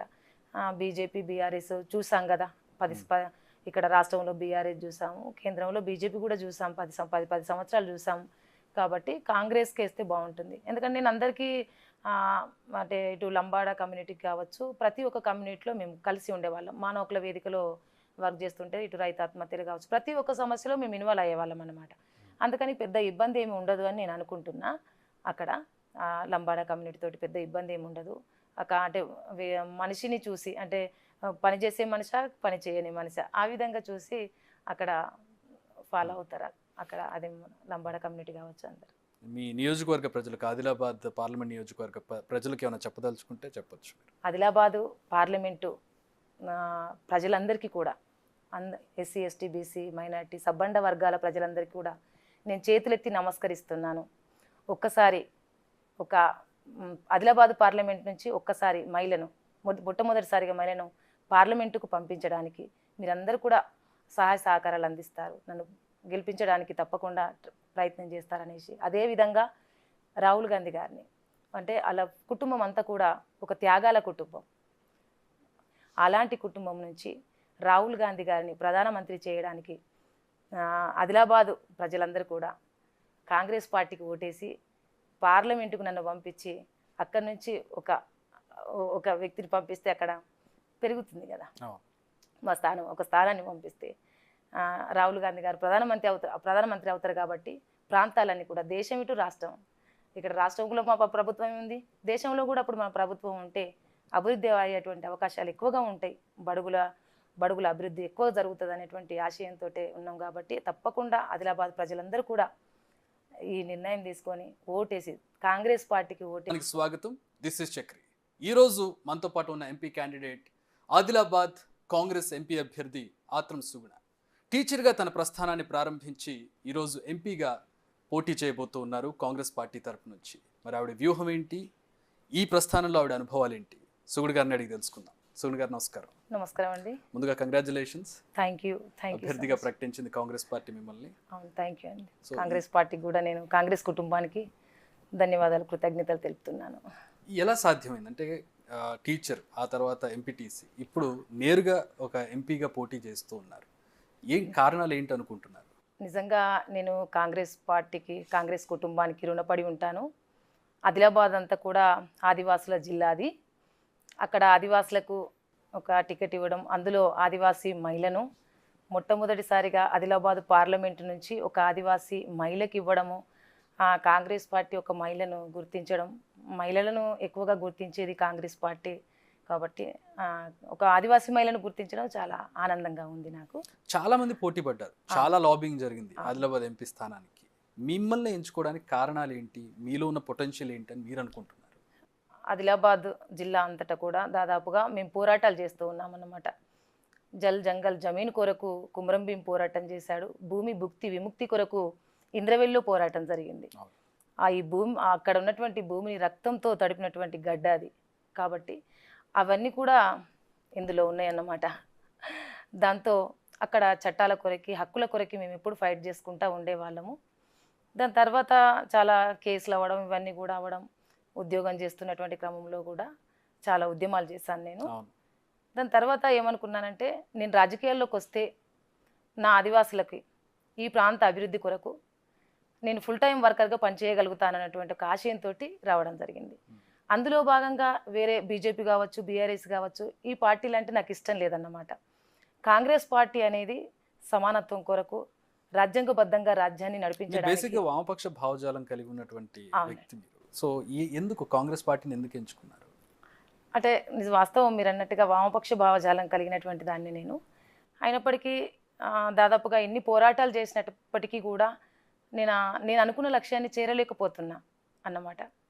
అందుకే ఈ లక్ష్యాన్ని నేను ఎంచుకోవడం జరిగింది. ఆ భావజాలాన్ని కూడా గుండెల్లో పెట్టుకుంటూనే పోరాటాలు అక్కడ నుంచే కదా వచ్చాయి. కాంగ్రెస్ పార్టీ కూడా కొంత అంటే ప్రజల కొరకు ఆలోచిస్తుంది, ప్రజల అభివృద్ధి కొరకు ఆలోచిస్తుంది, బడుగుల పక్షాన ఉంటుంది, ఆదివాసుల పక్షాన ఉంటుంది, దళిత పక్షాన ఉంటుంది. ఇక్కడ ఎవరు? దళితులు, ఆదివాసులు, బడుగులు, మైనారిటీలు, వీళ్ళే కదా వెనుకబడినటువంటి కులాలు అంటే. వాళ్ళ పక్షాన ఉంటుంది కాబట్టి మేము కూడా వాళ్ళ పక్షాననే కదా కొట్లాడేది. అందుకనే ఈ నిర్ణయం తీసుకున్నాను. ఆదిలాబాద్ అడవుల జిల్లా, ఎక్కువ గిరిజనులు ఉండేటటువంటి జిల్లా, సమస్యలు కూడా అదే స్థాయిలో ఉండేటటువంటి జిల్లా. సో మీరు ఎంపీగా పోటీ చేసే ముందు, అంటే మీరు చాలా సమస్యల మీద పోరాడారు, బట్ ఎంపీ అంటే చాలా విస్తృత దృక్పథం ఉండాలి, పర్సెప్షన్ కూడా వేరేగా ఉండాలి. ఏం గమనించారు, ఎలాంటి సమస్యలు చూశారు? అక్కడ నేను భూ పోరాటాలు చూశాను, రైతు ఆత్మహత్యలు చూశాను, గర్భిణీ స్త్రీల మరణాలు చూశాను, రోడ్డు సమస్యలు చూశాను, వాగులు వంకలు దాటి గర్భిణీ స్త్రీలు హాస్పిటల్కి పోయినటువంటి పరిస్థితుల్లో చాలామంది మహిళలు చనిపోయినటువంటి పరిస్థితులు అన్నమాట. చాలా రకాలైనటువంటి సమస్యలు చూసి ఈ నిర్ణయం తీసుకోవడం జరిగింది. ఇంతో కొంత నేను అంటే కేంద్రంలో కాంగ్రెస్ గవర్నమెంట్ ఉంటే అప్పుడు రోడ్డు, ఎడ్యుకేషన్, హెల్త్ అండ్ ఒక యూనివర్సిటీ అక్కడ ఏర్పాటు చేస్తే ఇంకా చాలా బాగుంటుంది. అక్కడే చదువుకొని అక్కడే విద్యార్థులు ఉద్యోగాలు చేస్తే ఆ ప్రాంతం అభివృద్ధి చెందుతుంది అనేటువంటిది ఒకటి. రోడ్డు సౌకర్యాలు ఉండి హాస్పిటల్స్ ఉంటే అక్కడ వైద్యం అంది అందరు కూడా బాగుంటారు. ఎడ్యుకేషన్ ఇస్తే అందరు ఎడ్యుకేటెడ్ అవుతారు. ఈ మరణాలు అనేటివి ఉండవు. ఇది రక్తహీనత అనేది ఉండదు అనేటువంటి ఒక ఆలోచన. ఉమ్మడి జిల్లా మొత్తంలో కూడా ఆదివాసులే మీరు అన్నట్టుగా చాలా పెద్ద 3,30,000 దాకా ఆదివాసులు ఉన్నారనమాట అక్కడ. మొత్తం కూడా ఇప్పటికి ఎవరు ఆదివాసులు డెవలప్ అయినారు అంటే అదేమీ లేదు. ఓన్లీ అటెండర్, టీచరు, ఒక్కరిద్దరు మాత్రమే అట్లా డాక్టర్స్ అంతే. కాబట్టి నేను ఆ లక్ష్యం పెట్టుకున్నాను. ఆ లక్ష్యం దిశలో కూడా కాంగ్రెస్ పార్టీ తప్పకుండా ఆలోచిస్తుంది అనేటువంటి ఆలోచన కూడా నాలో ఉందన్నమాట. ఎందుకంటే రేవంత్ అన్న గారు టీపీసీసీగా ఉన్నప్పుడు అక్కడే భూమి భుక్తి విముక్తి పోరాటం ఎక్కడైతే జరిగిందో ఇంద్రవెల్లి గడ్డ పైన అక్కడే పెద్ద ఎత్తున ఒక సమావేశం పెట్టుకుంటే అక్కడి నుంచే సక్సెస్ అయినటువంటి. ఇంద్రవెల్లి అంటే గుర్తొచ్చింది అసలు, అంటే ఈ ప్రభుత్వానికి ముందు ఉన్నటువంటి ప్రభుత్వం ఇంద్రవెల్లి దగ్గరికి వెళ్ళి నివాళులు అర్పించే పరిస్థితి కూడా ఎందుకు లేకుండా పోయింది? ఇది కారణాలు ఏంటి? అది నక్సలైట్లు కట్టించినటువంటి స్తూపము. అక్కడికి ఎవరు వెళ్ళొద్దని నిషేధాలు విధించడం జరిగింది. 144 సెక్షన్ విధించారు. మేము దాదాపు 30 మంది కూడా వెళ్ళి నివాళులు అర్పించినటువంటి పరిస్థితి. మాకు తప్పకుండా దసరా పండగ కానీ లేకపోతే చనిపోయిన వాళ్ళకి తప్పకుండా నివాళులు అర్పిస్తాం మేము. కానీ ఆ ఛాయిస్ కూడా మాకు ఇవ్వలేదు. మేము చాలాసార్లు ప్రభుత్వానికి విన్నవించాం. మాకు మా కొరకు భూమి భుక్తి విముక్తి కొరకు పోరాటాలు చేసి రక్తర్పణ చేసినటువంటి మా ఆదివాసీ బిడ్డలు వాళ్ళంతా కూడా. కాబట్టి మేము వాళ్ళకి నివాళులు అర్పిస్తామంటే అస్సలు నివాళులు అర్పించనివ్వలేదు. లాస్ట్కి అంటే పోరాటాలు చేస్తున్నటువంటి క్రమంలో ఒక 30 మందికి మాత్రమే ఛాయిస్ ఇవ్వడం జరిగింది. ఇప్పుడైతే చాలా ఆనందంగా అందరం శంకుస్థాపన కూడా చేశారు అక్కడ స్తూపానికి. ఏంటి ఎట్లా అనిపిస్తోంది? చాలా అభివృద్ధి కార్యక్రమాలు కూడా శంకుస్థాపన జరిగింది. అవునండి, చాలా ఆనందంగా ఉందండి. అక్కడ అది ఒక స్మృతివనం ఏర్పాటు చేస్తే ఇంకా చాలా అంటే ఎవరు కూడా అందరూ వచ్చి ఒక పలానా ఆదివాసులంట ఇంతమంది చనిపోయారు అక్కడ, పోరాటం చేసి చనిపోయారు అనేటువంటిది ఒకటి అందరికీ గుర్తుంటుంది. మా ఆదివాసీగా ముందు తరాలకు కూడా తెలిసిపోతుంది అన్నమాట. మా వాళ్ళు ఇట్లా అప్పుడు పోరాటం చేశారట, భూమి కొరకు భుక్తి కొరకు విముక్తి కొరకు పోరాటం చేశారట అనేటువంటి విషయము ఇంకా ముందు తరాలకు మా పిల్లలకు కూడా తెలుస్తుంది కదా. అట్లా స్మృతివనం ఏర్పాటు చేయడానికి కూడా గౌరవనీయులు సీఎం రేవంత్ అన్న గారు ఒప్పుకోవడం జరిగింది. చాలా ఆనందంగా ఉంది. అక్కడ మీ ప్రత్యర్థులు నగేష్ గారు 3 సార్లు ఎమ్మెల్యే, ఆత్రం సక్కు 2 సార్లు ఎమ్మెల్యే, నగేష్ గారు మంత్రిగా కూడా చేశారు. ఈ పార్టీలు అధికారంలో ఉన్నప్పుడు అక్కడ మీకు ఏమైనా అభివృద్ధి కనిపించింది? ఎందుకంటే మీరు ఎప్పటి నుంచో చూస్తూ ఉన్నారు, అక్కడ అభివృద్ధి చూస్తున్నారు, సమస్యలను చూస్తున్నారు, వాటి మీద పోరాటాలు కూడా చేస్తున్నారు. వీళ్ళ టెన్యూర్లో, ఈ పార్టీల టెన్యూర్లో అక్కడ ఏంటి ఎంత మేరకు అభివృద్ధి జరిగిందని మీరు అనుకుంటున్నారు? నేనైతే అనుకోనండి అభివృద్ధి అనేసి, ఎక్కడ వేసిన గొంగెడ అక్కడే అన్నట్టుగా. ఎందుకంటే అక్కడ జోడేఘాట్లో ఒక 25 కోట్లు పెట్టి ఒక మ్యూజియం, కుమ్రం భీమ్ ఒక మ్యూజియం కూడా ఏర్పాటు చేశారు. దాని చుట్టుపక్కల 12 పోరు గ్రామాలు ఉంటాయండి. కనీసం రహదారి ఉండదు, మంచినీటి సౌకర్యం ఉండదు, వాళ్ళకి ఇండ్లు కూడా లేవు. అక్కడ కోలామ్స్ ఉంటారు. కోలామ్స్ అంటే పీవీటీజీ అని, ఇంకా ఆదివాసుల కన్నా ఇంకా వెనుకబడినటువంటి వాళ్ళకి అసలు రహదారి కూడా ఉండదు. రక్తహీనత కూడా ఎక్కువనే అక్కడ అభివృద్ధి ఎక్కడ. ఇంకా వాళ్ళకి అసలు సరైన సౌకర్యం లేక హాస్పిటల్ పోవడానికి కూడా దారి లేక చాలామంది అట్లా చనిపోయినటువంటి సందర్భాలు కూడా అన్నమాట. అయితే సీఎం గారు అప్పుడున్నప్పుడు బీఆర్ఎస్ సీఎం గారు అక్కడికి వచ్చి నేను హెలికాప్టర్ల ద్వారా, కేసీఆర్ గారు నేను హెలికాప్టర్ల ద్వారా మందులు అందిస్తాను మీకు అనేసి వాగ్దానం ఇచ్చినటువంటి సందర్భాలు కూడా 100 పడకల ఒకసారి ఇక రాలేదు. 100 పడకల ఆసుపత్రి కట్టిస్తాను ఇక్కడ అనేసి అప్పుడు వాగ్దానం చేయడం అనేది జరిగింది. హాస్పిటల్ కట్టిస్తే డాక్టర్లు ఉండాలి, మందులు ఉండాలి, అక్కడ అన్ని రకాలైనటువంటి పరికరాలు ఉండాలి. ఇవి ఏవి లేనప్పుడు పెద్ద హాస్పిటల్ కనబడడానికి ఉంటే అది కాదు కదా. అందుకని మా ఆదివాసులు కంపల్సరీ గవర్నమెంట్ హాస్పిటల్కే వెళ్తారన్నమాట. వెళ్తే అంటే వాళ్ళకి అదొక దేవాలయం లాగా చూసుకుంటారు. అంతే, అక్కడికి పోతే సరైన మందులు ఉండవు, డాక్టర్ ఉండరు, ఏముండవు. అట్లా చాలా నష్టపోయినటువంటి వాళ్ళు ఉన్నారు మా ఆదివాసులు. చనిపోయినటువంటి వాళ్ళు చాలామంది. ఎక్కడి నుంచి ఊట్నూరు నుంచి రిమ్స్కి, ఆదిలాబాద్ నుంచి గాంధీ హాస్పిటల్ హైదరాబాద్కి. మాకు కొత్త అండి, హైదరాబాద్ అంటేనే చాలా భయం మాకు, కొత్త. ఇక్కడికి వచ్చి గాంధీ హాస్పిటల్ నుంచి దాదాపు ఒక్కరో ఇద్దరు మరి లెక్కగా పెట్టుకుంటే అట్లా బతికి వెళ్ళిపోయిన వాళ్ళే కానీ ఎప్పుడు డెడ్ బాడీ అంత దూరం తీసుకుపోయినాం. నుంచి ఇక్కడికి వచ్చేటప్పటికే విషమించిపోతుంది వాళ్ళ అవును. పరిస్థితి. అట్లనే మార్గ మధ్యంలో చాలా మంది చనిపోయినటువంటి వాళ్ళు. కాబట్టి అదే కాకుండా మిషన్ భగీరథ పేరు మీద మొత్తం రోడ్లు ఇంకా ఉన్న ఏదో కొంచెం అట్లా ఎడ్ల బండి అన్న పోయేటువంటి పరిస్థితితో ఉన్నా కానీ ఆ రోడ్లు కూడా తవ్వేసి ఉట్టిగా అలా పెట్టేశారు. అవి అది కూడా పూర్తి కూడా పోయినటువంటి చేయలేదు, పని పూర్తి కూడా పని కూడా పూర్తి చేయలేదు. ఇక్కడ ఉట్టిగా అది పేరుకే నల్ల అక్కడ కానీ వాటర్ లేవండి. అట్లా చాలా రకాలైనటువంటివి ఏవి కూడా సక్సెస్ లేవు. వర్షాకాలం వచ్చిందంటే ఈ రోజుకి ఆదివాసీల దారుణమైన పరిస్థితులు మనం ఇప్పటికీ వార్తల్లో చూస్తూ ఉన్నాం. అంటే ఇంతకాలం అయ్యి ఇన్ని రోడ్లు ఎక్కడికో వెళ్ళిపోతున్నాం అని చెప్పుకునే పరిస్థితులు ఇంకా డోలీలో కట్టుకుని వెళ్ళే పరిస్థితి, దారి మధ్యలో చనిపోయేటటువంటి దౌర్భాగ్యం నిజంగా అది.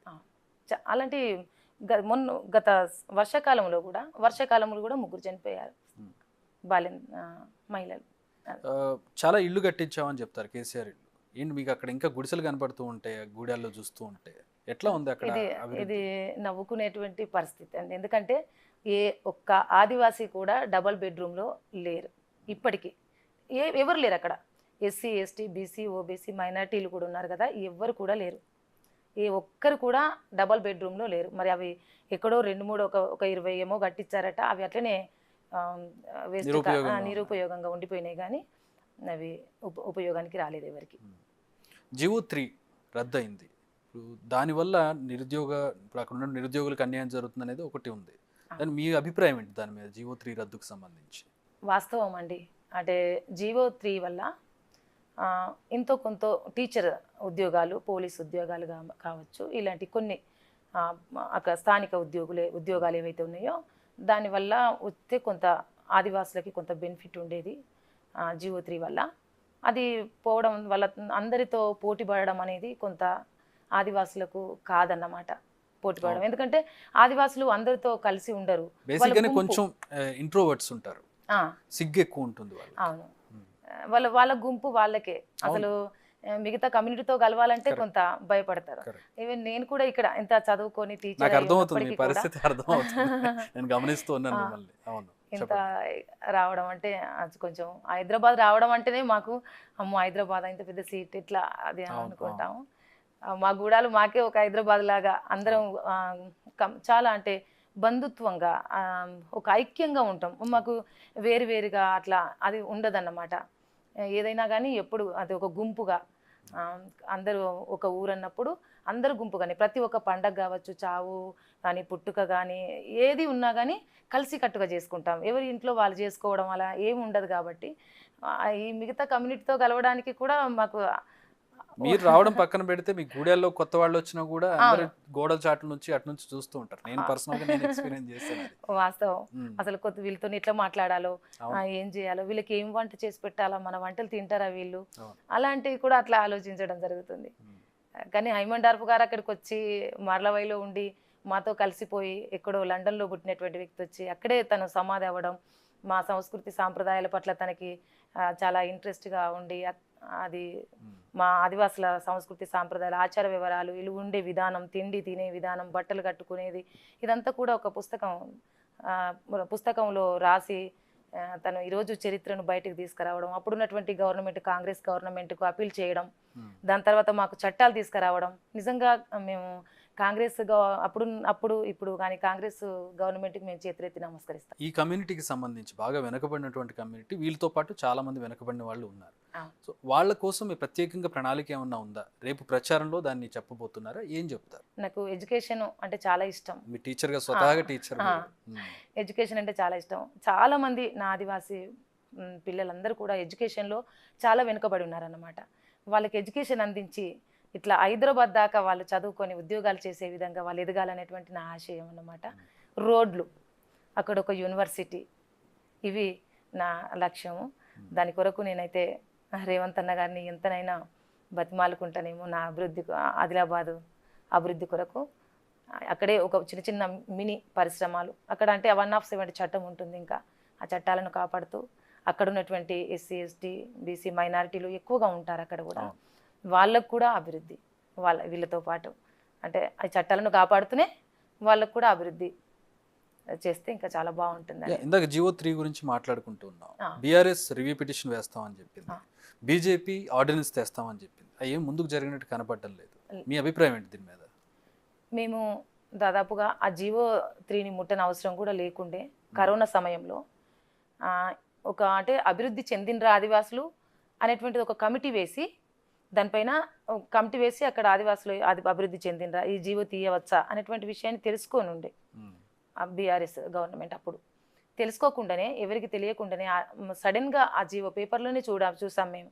ఇదేంటిది, ఈ జీవో పోవడం వల్ల ఆదివాసుల బతుకులు ఆగమైపోతాయి కదా, బిఎడ్ డిఎడ్లు చేసి మా చిన్నగా ఏఎన్ఎంలు, తర్వాత పోలీసు రిక్రూట్మెంట్లో కొంతమంది పిల్లలు ఇలా ఉన్న వాళ్ళే కదా, ఈ జీవో పోవడం వల్ల మిగతా కమ్యూనిటీ తోటి ఎట్లా పోటీ పడతారు పిల్లలు అనేసి మేము చాలా పోరాటాలు కూడా చేయడం జరిగింది. అప్పుడు చేస్తే అసలు పట్టించుకోలేదు. నిజంగానే మీరు అన్నట్టుగా త్రినాథరావు గారు అని గుంటూరులో ఉంటారు సార్. మాది ఆదివాసికి కొంచెం అంటే గవర్నమెంట్ లాయర్ తను, అంటే ఆదివాసుల పక్షాన ఇలా ఉంటుంది తీసుకొస్తారన్నమాట. తను కూడా అప్పుడు బీఆర్ఎస్ గవర్నమెంట్కి తను ఇచ్చారన్నమాట. ఈ జీవో పోవడం వల్ల ఆదివాసులకు నష్టం అవుతుంది, వాళ్ళు ఇంకా వెనుకబడిపోతారు పిల్లలు. ఎడ్యుకేషన్ ఎంతో బిఎడో డిఎడో చేయాలనేటువంటి ఆలోచన కూడా లేకుండా పోతారు వాళ్ళ పిల్లలు. కాబట్టి 3GO ఉంటే వాళ్ళకు బాగుంటుంది అనేటువంటి విషయాన్ని కూడా చెప్పడం జరిగింది. అయినప్పటికీ కూడా మేము రివ్యూ పిటిషన్ వేసామే అన్నారు తప్ప మరి అది మాకు ఇక్కడికి వరకు కూడా ఇంతవరకు తెలియనటువంటి పరిస్థితి. మూతబడినటువంటి సిమెంట్ ఫ్యాక్టరీ కావచ్చు, గిరిజన యూనివర్సిటీకి సంబంధించి కావచ్చు, ఎయిర్పోర్ట్కి సంబంధించి కావచ్చు, ఏంటంటే మీకు ప్రణాళిక ఏంటి? ఇప్పటి వరకు అవి ముందుకు సాగకుండా ఉన్నాయి, వాటి మీద మీకున్న ఆలోచన ఏంటి? నిజంగా అక్కడ ఆ ఫ్యాక్టరీ విషయానికి వస్తే అసలు ఇప్పటికీ నిజంగా మూతపడి ఉంది. దానివల్ల చాలామంది దాదాపు ఎంతోమంది ఉపాధి పొందేటువంటి వాళ్ళు ఆ ఉపాధి కోల్పోయి వాళ్ళ కుటుంబాలు రోడ్డున పడ్డాయి. అంటే ఒకకే అభివృద్ధి అంటూనే ఒక దిక్కు కార్మికులను చాలా నష్టం చేసింది అప్పుడున్నటువంటి బీఆర్ఎస్ గవర్నమెంట్. అది ఒకటే ఒక ఫ్యాక్టరీ అక్కడ, ఆ ఫ్యాక్టరీని కూడా మూత వేస్తే అక్కడ అంతమంది కార్మికులకు ఎంత నష్టం జరుగుతుంది అది కూడా ఆలోచించినటువంటి, నిజంగా చాలా నష్టం. చిన్న కొంత మేరకు ఉన్నటువంటివి. మీరు అన్నట్టు అక్కడ విమానాశ్రయం అది అన్నారు, ఆ విషయంలో చూసుకున్నట్టయితే అప్పుడు బీజేపీ ఎంపీ గారు ఉండిరి, సో బాపురావు గారు కంపల్సరీ వస్తుంది తీసుకొస్తాను, ఇప్పుడు ఆదిలాబాద్ అంటే ఒక హైదరాబాద్లా అయిపోతుంది, ఒక 30 నిమిషాలలోనే హైవేకున్న జిల్లాలన్నీ కూడా అభివృద్ధి చెందుతూ ఉంటాయి, ఆదిలాబాద్ మాత్రం అలాగే ఉంటుంది. నేను ఎన్నిసార్లు చూసినా కూడా. మీ అభిప్రాయం ఏంటి దీని మీద? అక్కడ ఉన్నటువంటి NH7 నిజామాబాద్ మీద నుంచి వెళ్తుంది, ఇటు మెదక్ మీద నుంచి వెళ్తుంది, మొత్తం సిటీకి దగ్గరలో ఉండి నిజామాబాద్ దాకా అంతా బాగానే ఉంటుంది. నిర్మల్ దాటామంటే ఏం కనపడదు మేడం. అదంతా అటవీ ప్రాంతము. అవును, అడవి చట్టాలు కూడా కొంత అడ్డు రావడం, అభివృద్ధి కాకపోవడానికి. రెండవది ప్రభుత్వాలు అప్పుడున్నటువంటి ఇప్పుడు 10 సంవత్సరాల పరిపాలన విధానంలో ఏమీ లేకపోయింది. గత ఒక 4 సంవత్సరంలో పోరాటాలే ఉండే, దానివల్ల కూడా ఇంకా పట్టించుకున్నటువంటి పరిస్థితిలో కూడా మనం చెప్పుకోవచ్చు. అయినా అడవులు బాగున్నాయని అంటే అడవులను కూడా అంతరించిపోతున్నాయి. అయినా అభివృద్ధి అనేది ఏమీ లేకుండా పోతుంది. అభివృద్ధి చేయాలనేసి చాలా సందర్భాలలో ఆదివాసులు కూడా చాలా సందర్భాల్లో కొట్లాడినటువంటి పరిస్థితులు ఉన్నాయి. అడవి మీద హక్కులు కల్పిస్తూ అక్కడున్నటువంటి తేనె కావచ్చు, చాలా రకాలైనటువంటి అడవులలో దొరికినటువంటి వాటిపైన ఆదివాసులకు హక్కు కల్పించి తీసుకొచ్చి పరిశ్రమలు చిన్న అందులో వాళ్ళు తేనె సేకరించి, ఛత్తీస్గఢ్ ఉంది, జార్ఖండ్ ఉంది, ఇలాంటి ఒడిశా ఉంది, ఇలాంటి వాటిలో వాళ్ళకి అడవులు ఎక్కువ, ఆదివాసీలు ఎక్కువ. కానీ అక్కడ ప్రభుత్వాలు చేసే మార్కెటింగ్ కానివ్వండి, వాళ్ళకి ఇచ్చే కుటీర పరిశ్రమలు కానివ్వండి, వాళ్ళందరినీ ఒక దగ్గరకు తీసుకురావడం కానివ్వండి, ఇదంతా మన దగ్గర కూడా చేయొచ్చు కదా. అవును, దాదాపుగా కర్ణన్ గారు ఐటీడీ ఆఫీసర్గా ఉన్నప్పుడు తను కొంత అంటే తేనె సేకరించినటువంటి తేనెను గిరిజన మార్కెట్ అనేసి ఒకటి ఏర్పాటు చేసేసి ఇక్కడే అన్ని రకాల గిరిజనకు సంబంధించినటువంటి ఏమేమి తింటారు గిరిజనులు అంటే ఉంది మన దగ్గర, లేదని కాదు, వాళ్ళతో పోల్చుకుంటే తక్కువ, చాలా తక్కువ అండి. అంటే ఎందుకు మరి ఆఫీసర్సా లోపమా, అక్కడ ఉన్నటువంటి అధికారుల లోపమా, రాజకీయ నాయకుల లోపమా, కానీ ఆదిలాబాద్ జిల్లా అంటేనే అది ఎందుకో వెనుకబడిపోయింది పూర్తిగా. మాకు కూడా అనిపిస్తుంది, చాలా బాధ అనిపిస్తుంది, మా జిల్లా చాలా వెనుకబడిపోయింది అనేసి. కొంత మేరకు ఆఫీసర్స్ వచ్చినటువంటి ఆఫీసర్స్ కూడా ఇంట్రెస్టింగ్గా కొంతమంది వర్క్ చేశారు చాలామంది. పోడు భూములకు సంబంధించి ఎప్పటికీ చిక్కుముడి వీడిన సమస్యగానే ఎందుకు ఉండిపోతుంది? పోడు భూములు మేము పరిష్కరిస్తామని చెప్పి బీఆర్ఎస్ గవర్నమెంట్ కూడా చెప్పింది. మీ మీ మీ ఆలోచన ఏంటి దాని మీద? మీరు ఎంపీగా వస్తే దానికి మీరు ఏం చేస్తారు మీరు దానికి? కాంగ్రెస్ గవర్నమెంట్ ఉన్నప్పుడే 2006లో చట్టాన్ని, అటవీ హక్కుల చట్టాన్ని తీసుకొచ్చింది. దాని తర్వాత పోడు భూములకు పట్టాలు కూడా ఇచ్చారు. అప్పుడు ఇచ్చినటువంటి పట్టాలే ఉన్నాయి, పోడు భూములకు ఇచ్చినటువంటి పట్టాలు కానీ అటవీ హక్కుల చట్టం. ఈ మన బీఆర్ఎస్ గవర్నమెంట్ వచ్చినాక మేము చాలా ఫైట్ చేసాం. అప్పుడు కొంత మేరకు మిగిలాయి అన్నమాట భూములు. 2005 తర్వాత 9 తర్వాత కొట్టినటువంటి భూములకి మేము మళ్ళీ పట్టాలు ఇస్తాము అనేసి, అంటే అప్పటి నుంచి కొట్టినటువంటి కొన్ని భూములు అన్నమాట. ఆదివాసులు ఏంటంటే ఒక ఊరి నుంచి ఇంకో గూడెం నుంచి ఇంకో గూడానికి వస్తే ఇక్కడ స్థిరపడతాడు. స్థిరపడితే ఇంతో కొంత భూమి అక్కడ ఉన్నటువంటి పటేలు ఇస్తాడు, తర్వాత లేకపోతే కొంత భూమి సాగు చేసుకుంటారు అన్నమాట. అట్లా అయిపోయి కొంత మిగిలిపోయినాయి అప్పుడు ఇచ్చేటప్పటికి. మిగిలిపోయినటువంటి వాటికి కూడా పట్టాలు ఇవ్వాలి అనేసి మేము చాలా ఫైట్ చేసాం, అస్సలు ఇవ్వలేదు. ఇప్పుడు మొన్న ఏం చేసిందంటే బీఆర్ఎస్ గవర్నమెంట్ ఉన్నప్పుడు పట్టాలు ఇచ్చింది కొంత మేరకు. ఇస్తే ఆ పట్టాలు గుంటల కొద్ది ఇచ్చింది. గుంటలు ఎట్లా ఉంటుంది, గుంటలు ఇచ్చింది అనమాట. 6 గుంటలు 12 గుంటలు ఇట్లా కొంతమందికి, చాలా మందికి అలాంటి పరిస్థితి ఏర్పడింది, గుంటల కొద్ది ఇచ్చేటువంటి పరిస్థితి. దానివల్ల చాలా నష్టపోవడం అనేది జరిగింది. మరి సర్వే ప్రాబ్లమా లేకపోతే గవర్నమెంటే ఆ విధమైనటువంటి ప్రాబ్లాన్ని సృష్టించిందా అర్థం కాదు. కానీ ఒక గుంట 4 గుంటలకు రైతు బంధు ఎలా, అది ఎంత వస్తుందని చెప్పండి. అలాంటి పరిస్థితిలో ఆదివాసులు అదైపోయినరు. అంటే పోడు భూముల మీదనే ఆధారపడతారు ఆదివాసులు. అక్కడ వాటర్ సోర్సెస్ లేదు, అది ఎత్తైనటువంటి ప్రాంతం కాబట్టి. అందుకనే ఈ మన కాంగ్రెస్ గవర్నమెంట్ ఇప్పుడు వచ్చింది, తప్పకుండా పోడు భూములకు ఆదివాసులకు పట్టాలు ఇస్తుంది అనేసి కూడా నేను ఆశపడుతున్నా. ఆదివాసులకు భూమి అంటే వాళ్ళ సంస్కృతి సాంప్రదాయాలతో ఆచార వ్యవహారాలతో ముడిపడినటువంటిది, ఒక వస్తువు కాదన్నమాట. ఉద్యోగం లేకుండా బతకగలుగుతారు కానీ భూమి లేకపోతే ఆదివాసులు బతకలేరు అన్నమాట. అందుకనే ఆదివాసులకి తప్పకుండా పట్టాలు ఇస్తుంది కాంగ్రెస్ గవర్నమెంట్ అని కూడా ఆశపడుతుంది. ఇందాక మీరు నీటి సమస్యకి సంబంధించి ఉమ్మడి జిల్లాలో చూసినట్లయితే ఆదిలాబాద్లో తొమ్మిడిహట్టి నుంచి ప్రాణహిత చేవళ్ళ తరలించడం ఏమైనా నష్టం చేసింది అనుకుంటున్నారా? చేస్తే ఏ మేరకు నష్టపోయింది జిల్లా? చాలా నష్టం జరిగిందండి. వాళ్ళ భూములు కూడా అప్పుడు కొనుగోలు చేసినప్పుడు కూడా చాలా నష్టం జరిగింది. అక్కడ తుమ్మిడిహట్టి ప్రాజెక్టు నిర్వహిస్తే దాదాపు చాలామంది ఆదివాసులు కావచ్చు, దళితులు కావచ్చు, అందరికీ కూడా నీరంది 2 పంటలు పండించి హాయిగా బతికేటువంటి అవకాశం ఉంటుంది. అది తప్పకుండా ఆ ప్రాజెక్టు నిర్వహణకు గౌరవనీయులు సీఎం రేవంత్ అన్న గారు కూడా నిర్ణయం తీసుకుంటారనేసి ఆశపడుతున్నాం. మేము చాలా సంవత్సరాల నుంచి వాళ్ళు పోరాటం చేస్తున్నారు ఆ ప్రాజెక్టు కొరకు. అప్పుడు శంకుస్థాపన చేశారు వైఎస్ రాజశేఖర్ గారు ఉన్నప్పుడు. అప్పుడే అది అవుతే అసలు బాగుంటుండే, కానీ అప్పుడు ఆ పరిస్థితుల్లో రాజశేఖర్ గారు లేకపోవడం, మళ్ళీ గవర్నమెంటు పోరాటాలు ఇవన్నీ రావడం, అదంతా అయిపోయి అది ఆగిపోవడం జరిగింది. బీఆర్ఎస్ గవర్నమెంట్ వచ్చినాక అప్పుడు అది పక్కన పడేశారన్నమాట. దాన్ని వదిలేసి వేరే ప్రాజెక్టుల పైన పడి వాళ్ళ ఆ ప్రాజెక్టులు కూడా తినగల గేట్లుపోయిన నాణ్యత లేనటువంటి అలాంటి ప్రాజెక్టులు కట్టుకొని అది చేశారు. ఏం పరిస్థితి ఇప్పుడు? ఆ గేటుకు సంబంధించి మరమ్మతులు జరిగాయా? నెక్స్ట్ వర్షాకాలానికైనా అది ప్రిపేర్ అవుతుందా ఏంటి, ఎట్లా ఉంది? అవి మరమ్మతులు మరి అప్పుడైతే అవి మరమ్మతులు అయితే జరగలేదు. అప్పుడు మన ఇప్పుడున్నటువంటి గవర్నమెంట్ మీద ఏడుస్తున్నారు వాళ్ళు. అది అనుకోకు ఇట్లా జరిగింది అట్లా జరిగింది అనేసి వాళ్ళు చెప్పడం జరుగుతుంది. అది తప్పు. అంటే ఇప్పుడు వాళ్ళు అనేది వాటర్ సమస్య విపరీతంగా పెరిగిపోయింది, పంటలు నష్టపోతున్నాయి అనేసి ఇప్పుడు వాళ్ళది అదే వాదన చెప్తున్నారు. అంటే వర్షం రాకపోవడానికి కాంగ్రెస్ గవర్నమెంట్ కారణమా? అది కాదు కదా. ఆనాడు కాకతీయ మిషన్ పేరు మీద మీరు చాలా అదేంది చెరువుల పూడికలు తీయాలనుకున్నారు.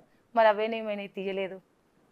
అవన్నీ చాలా అంటే వాళ్ళు చేసినటువంటి తప్పులన్నీ కూడా అంటే నెట్టడానికి అలాంటి ప్రయత్నాలు చేయడం అనేది జరుగుతుందన్నమాట.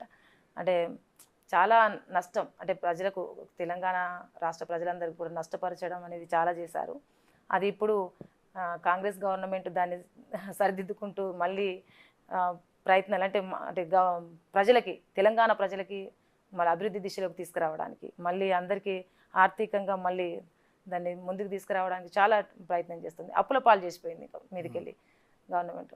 బంగారు తెలంగాణ బతుకులేని తెలంగాణ చేసిపోవడం జరిగింది. దానివల్ల చాలా నష్టపోయాను. సుగుణ గారు, రాజకీయాలంటే విమర్శలు ఉంటాయి, తీవ్రస్థాయి విమర్శలు ఉంటాయి. మీరు ఇలా నవ్వుతూ చాలా సాఫ్ట్గా మాట్లాడుతున్నారు, అంటే పోరాటాలు చేశారు. కానీ ప్రత్యక్ష రాజకీయాల్లోకి ఇప్పుడు అంటే ఒక ఎంపీగా పోటీ చేస్తున్నారు, గెలిస్తే రేపొద్దున్న మీ మీద విమర్శల స్థాయి పెరుగుతుంది, వేడి పెరుగుతుంది. సిద్ధంగా ఉన్నారా? ఎలా ప్రిపేర్ అవుతున్నారు మానసికంగా? అంటే ప్రజలు, బడుగు బలహీన వర్గాల ప్రజలు, చాలామంది ప్రజల కొరకు అప్పుడు ఉద్యమాలు చేసేటువంటి క్రమంలో చాలా రకాలైనటువంటి సమస్యలు ఎదుర్కొన్నామన్నమాట. కేసులు కావచ్చు, లేకపోతే వీళ్ళు ఎందుకు బయటకి రావడం, ఏముంది ఏంటి, అట్లా ఉద్యోగం చేసుకుంటే హాయిగా ఉండొచ్చు కదా, ఇంకా ఇట్లా ఎంతోమంది ఎన్నో రకాలైనటువంటివి మేము అంటే ఎదుర్కోవడం జరిగింది. ఇదేవి నాకు అంటే ప్రజలు సంతోషంగా, అదేం కొత్త కాదు కాబట్టి ప్రజలు సంతోషంగా ఉన్నారంటే ఈ దేన్నైనా నేను స్వీకరించడానికి సిద్ధంగా ఉన్నాను. మీకు ఇన్స్పిరేషన్ ఏంటి? మీకు పోరాట అంటే మీ పార్టీలో ఎవరైనా ఉన్నారు ఇన్స్పిరేషన్? అవునండి, ఎవరు? సీతక్క గారు కూడా ఉన్నారు కదా కాంగ్రెస్ పార్టీలో. అదే ఇందాక నుంచి చెప్పట్లేదు. సీతక్క గారు నాకు ఆదర్శం అండి. సీతక్క గారు కావచ్చు, బాలగోపాల్ గారు కావచ్చు, బుర్రరాములు కావచ్చు, కోదండరామ్ గారు కావచ్చు, కన్నా బిరెన్ గారు కావచ్చు, చాలామంది వాళ్ళని నేను ఆదర్శంగా తీసుకొని ఎదగడం జరిగింది. అదే కాకుండా చాలామంది పోరాట యోధులు, బెల్లి లలిత కావచ్చు, రంగవల్లక్క కావచ్చు, ఈరోజు ఈ మాటలు మాట్లాడుతున్నానంటే ఇంతనైనా సావిత్రిబాయి పూలే గారు కావచ్చు, వీళ్ళంతా కూడా నాకు ఆదర్శము. అటు అంబేద్కర్ గారు ఇచ్చినటువంటి ఒక రాజ్యాంగం, దాన్ని ఉపయోగించుకున్నాను నేను ఈరోజు. మీకు వచ్చిన హక్కులు ఆ విధంగా ఇంతమంది నాకు అంటే సీతక్క గారికి మీకు చాలా దగ్గరి అంటే రిలేట్గా అవుతూ ఉంటారు. అంటే ఆవిడ ఆదివాసీల కోసం నిత్యం వాళ్ళలోనే ఉంటారు. ఆవిడ దగ్గరగా చూశాను నేను కూడా. మంత్రిగా అయినా కూడా ఆవిడ ఎమ్మెల్యేగా ఉన్నా కూడా ఆ తీరు మారలేదు. ప్రజలతోటే మమేకమై ఉంటూ ఉంటారు. అండ్ పోరాటంలో కూడా ఆవిడ ముందు ఉంటారు. మీలో అది కనబడుతుంది కొంచెం. నిజంగా చెప్పాలంటే నాకు నిజంగా సీతక్క గారు పొలిటికల్గా వచ్చినప్పుడు నేను పొలిటికల్ వెళ్తే అలా ఉండాలి, నేను అక్కన ఆదర్శంగా తీసుకున్నాను, చాలా ఆదర్శంగా. నేను ఆ విధంగానే ఉండాలి, అట్లనే నా డ్రెస్సింగ్ కూడా అట్లనే ఉండాలి, అట్లా అంత ఆదర్శంగా తీసుకున్నాను అన్నమాట. అక్కలాగానే నేను కూడా ప్రజల్లో ఉండాలి, ప్రజల సమస్యలో ఉండాలి, ఆ సమస్య పరిష్కారం అవుతే నేను హ్యాపీగా ఫీల్ కావాలి. అక్క అదే అనుకుంటుంది అన్నమాట సీతక్క గారు. అదే నిజంగా ఆదిలాబాద్ జిల్లాను తను ఇన్ఛార్జి మంత్రిగా తీసుకోవడం చాలా ఆనందంగా ఉంది. ఎందుకంటే అక్కడ ఉన్నటువంటి ఆదివాసుల పరిస్థితులు ఇవన్నీ చూసి కూడా కొంత మేరకు బాగా మెరుగుపడేటువంటి అవకాశాలు కూడా ఎక్కువగా ఉంటాయనేటువంటి ఒక ఆలోచన, తను ఒక ఉద్యమం నుంచి, ఒక అరణ్యం నుంచి జనారణ్యంలోకి వచ్చినటువంటి ఒక గొప్ప మహానీయురాలు, ఒక డైనామిక్ లీడర్ తను. ఆమె నాకు చాలా ఆదర్శం అన్నమాట అక్క. నేను ఎప్పుడు అయినా కానీ ఆమె వీడియోలు చూస్తూ చాలా ఆనందంగా ఫీల్ అవుతుంది. నేను ఇట్లా ఎప్పుడు ఎదగాలి అలా అనుకుంటుంటే ఆ అవకాశం నాకు రావడం అనేది ఆనందంగా ఉంది. రాజకీయాల విషయానికి వచ్చినట్లయితే ముగ్గురికి ఆదివాసీలకే ఇచ్చారు టికెట్లు, 3 పార్టీలు కూడా. లంబాడాలు కూడా ఉన్నారు అక్కడ. వాళ్ళ ఓటుకు సంబంధించి, ఆ వర్గం ఓట్లకు సంబంధించి ఏమైనా ఇబ్బంది కలిగే అవకాశం ఉంది అనుకుంటున్నారా? దానికి మీ దగ్గర ఉన్న వ్యూహం ఏంటి? అంటే నేను అంటే అంటే అక్కడ ఉద్యమాలు కూడా జరిగాయి, అయినప్పటికీ కూడా అంటే కాంగ్రెస్ పార్టీ మీద కొంత అభిమానం అనేది ఎక్కువగా ఉందన్నమాట. బీజేపీ, బీఆర్ఎస్ చూసాం కదా, ఇక్కడ రాష్ట్రంలో బీఆర్ఎస్ చూసాము, కేంద్రంలో బీజేపీ కూడా చూసాం, 10 సంవత్సరాలు చూసాము. కాబట్టి కాంగ్రెస్కి వేస్తే బాగుంటుంది. ఎందుకంటే నేను అందరికీ అంటే ఇటు లంబాడా కమ్యూనిటీకి కావచ్చు, ప్రతి ఒక్క కమ్యూనిటీలో మేము కలిసి ఉండేవాళ్ళం. మానవ హక్కుల వేదికలో వర్క్ చేస్తుంటే ఇటు రైతు ఆత్మహత్యలు కావచ్చు, ప్రతి ఒక్క సమస్యలో మేము ఇన్వాల్వ్ అయ్యేవాళ్ళం అన్నమాట. అందుకని పెద్ద ఇబ్బంది ఏమి ఉండదు అని నేను అనుకుంటున్నా. అక్కడ లంబాడా కమ్యూనిటీ తోటి పెద్ద ఇబ్బంది ఏమి ఉండదు. అంటే మనిషిని చూసి, అంటే పని చేసే మనిషా, పని చేయని మనిషా, ఆ విధంగా చూసి అక్కడ ఫాలో అవుతారు. అక్కడ అదే లంబాడా కమ్యూనిటీ కావచ్చు అందరు. మీ నియోజకవర్గ ప్రజలకు, ఆదిలాబాద్ పార్లమెంట్ నియోజకవర్గ ప్రజలకు ఏమైనా చెప్పదలుచుకుంటే చెప్పొచ్చు. ఆదిలాబాదు పార్లమెంటు ప్రజలందరికీ కూడా, ఎస్సీ, ఎస్టీ, బీసీ, మైనారిటీ, సబ్బండ వర్గాల ప్రజలందరికీ కూడా నేను చేతులెత్తి నమస్కరిస్తున్నాను. ఒక్కసారి ఆదిలాబాద్ పార్లమెంట్ నుంచి ఒక్కసారి మొట్టమొదటిసారిగా మహిళను పార్లమెంటుకు పంపించడానికి మీరందరూ కూడా సహాయ సహకారాలు అందిస్తారు, నన్ను గెలిపించడానికి తప్పకుండా ప్రయత్నం చేస్తారనేసి. అదేవిధంగా రాహుల్ గాంధీ గారిని, అంటే అలా కుటుంబం అంతా కూడా ఒక త్యాగాల కుటుంబం, అలాంటి కుటుంబం నుంచి రాహుల్ గాంధీ గారిని ప్రధానమంత్రి చేయడానికి ఆదిలాబాదు ప్రజలందరూ కూడా కాంగ్రెస్ పార్టీకి ఓటేసి పార్లమెంటుకు నన్ను పంపించి అక్కడి నుంచి ఒక వ్యక్తిని పంపిస్తే అక్కడ పెరుగుతుంది కదా ఒక స్థానాన్ని పంపిస్తే రాహుల్ గాంధీ గారు ప్రధానమంత్రి అవుతారు. కాబట్టి ప్రాంతాలన్నీ కూడా, దేశం ఇటు రాష్ట్రం, ఇక్కడ రాష్ట్రంలో మా ప్రభుత్వం ఉంది, దేశంలో కూడా అప్పుడు మన ప్రభుత్వం ఉంటే అభివృద్ధి అయ్యేటువంటి అవకాశాలు ఎక్కువగా ఉంటాయి, బడుగుల అభివృద్ధి ఎక్కువ జరుగుతుంది అనేటువంటి ఆశయంతో ఉన్నాం. కాబట్టి తప్పకుండా ఆదిలాబాద్ ప్రజలందరూ కూడా ఈ నిర్ణయం తీసుకొని ఓటేసి కాంగ్రెస్ పార్టీకి ఓటేసి. స్వాగతం. This is Chakri. ఈరోజు మనతో పాటు ఉన్న MP candidate Adilabad Congress MP అభ్యర్థి ఆత్రం సుగుణ. టీచర్గా తన ప్రస్థానాన్ని ప్రారంభించి ఈరోజు ఎంపీగా పోటీ చేయబోతూ ఉన్నారు కాంగ్రెస్ పార్టీ తరపు నుంచి. మరి ఆవిడ వ్యూహం ఏంటి, ఈ ప్రస్థానంలో ఆవిడ అనుభవాలు ఏంటి, సుగుణ గారిని అడిగి తెలుసుకుందాం. సుగుణ గారు నమస్కారం. నమస్కారం అండి. ముందుగా కంగ్రాచులేషన్స్, థ్యాంక్ యూ. అభ్యర్థిగా ప్రకటించింది కాంగ్రెస్ పార్టీ మిమ్మల్ని. అవును, థ్యాంక్ యూ అండి. కాంగ్రెస్ పార్టీకి కూడా నేను కాంగ్రెస్ కుటుంబానికి ధన్యవాదాలు, కృతజ్ఞతలు తెలుపుతున్నాను. ఎలా సాధ్యమైంది అంటే టీచర్, ఆ తర్వాత ఎంపీటీసీ, ఇప్పుడు నేరుగా ఒక ఎంపీగా పోటీ చేస్తూ ఉన్నారు. ఏం కారణాలు ఏంటి అనుకుంటున్నారు? నిజంగా నేను కాంగ్రెస్ పార్టీకి, కాంగ్రెస్ కుటుంబానికి రుణపడి ఉంటాను. ఆదిలాబాద్ అంతా కూడా ఆదివాసుల జిల్లాది. అక్కడ ఆదివాసులకు ఒక టికెట్ ఇవ్వడం, అందులో ఆదివాసీ మహిళను మొట్టమొదటిసారిగా ఆదిలాబాద్ పార్లమెంటు నుంచి ఒక ఆదివాసీ మహిళకి ఇవ్వడము, కాంగ్రెస్ పార్టీ ఒక మహిళను గుర్తించడం, మహిళలను ఎక్కువగా గుర్తించేది కాంగ్రెస్ పార్టీ కాబట్టి ఒక ఆదివాసీ మహిళను గుర్తించడం చాలా ఆనందంగా ఉంది నాకు. చాలా మంది పోటీ పడ్డారు, చాలా లాబింగ్ జరిగింది ఆదిలాబాద్ ఎంపీ స్థానానికి. మిమ్మల్ని ఎంచుకోవడానికి కారణాలు ఏంటి, మీలో ఉన్న పొటెన్షియల్ ఏంటి అని మీరు అనుకుంటున్నారు? ఆదిలాబాద్ జిల్లా అంతటా కూడా దాదాపుగా మేము పోరాటాలు చేస్తూ ఉన్నామన్నమాట. జల్ జంగల్ జమీన్ కొరకు కుమ్రం భీం పోరాటం చేశాడు. భూమి భుక్తి విముక్తి కొరకు ఇంద్రవెల్లో పోరాటం జరిగింది. ఈ భూమి, అక్కడ ఉన్నటువంటి భూమిని రక్తంతో తడిపినటువంటి గడ్డ అది. కాబట్టి అవన్నీ కూడా ఇందులో ఉన్నాయన్నమాట. దాంతో అక్కడ చట్టాల కొరకి, హక్కుల కొరకి మేము ఎప్పుడు ఫైట్ చేసుకుంటూ ఉండేవాళ్ళము. దాని తర్వాత చాలా కేసులు అవ్వడం, ఇవన్నీ కూడా అవ్వడం, ఉద్యోగం చేస్తున్నటువంటి క్రమంలో కూడా చాలా ఉద్యమాలు చేశాను నేను. దాని తర్వాత ఏమనుకున్నానంటే, నేను రాజకీయాల్లోకి వస్తే నా ఆదివాసులకి ఈ ప్రాంత అభివృద్ధి కొరకు నేను ఫుల్ టైం వర్కర్గా పనిచేయగలుగుతానన్నటువంటి ఒక ఆశయంతో రావడం జరిగింది. అందులో భాగంగా వేరే బీజేపీ కావచ్చు, బీఆర్ఎస్ కావచ్చు, ఈ పార్టీలు అంటే నాకు ఇష్టం లేదన్నమాట. కాంగ్రెస్ పార్టీ అనేది సమానత్వం కొరకు, రాజ్యాంగబద్ధంగా రాజ్యాన్ని నడిపించడానికి వామపక్ష భావజాలం కలిగి ఉన్నటువంటి వ్యక్తి మీరు. సో ఎందుకు కాంగ్రెస్ పార్టీని ఎందుకు ఎంచుకున్నారు? అంటే వాస్తవం మీరు అన్నట్టుగా వామపక్ష భావజాలం కలిగినటువంటి దాన్ని నేను. అయినప్పటికీ దాదాపుగా ఎన్ని పోరాటాలు చేసినప్పటికీ కూడా నేను అనుకున్న లక్ష్యాన్ని చేరలేకపోతున్నా అన్నమాట.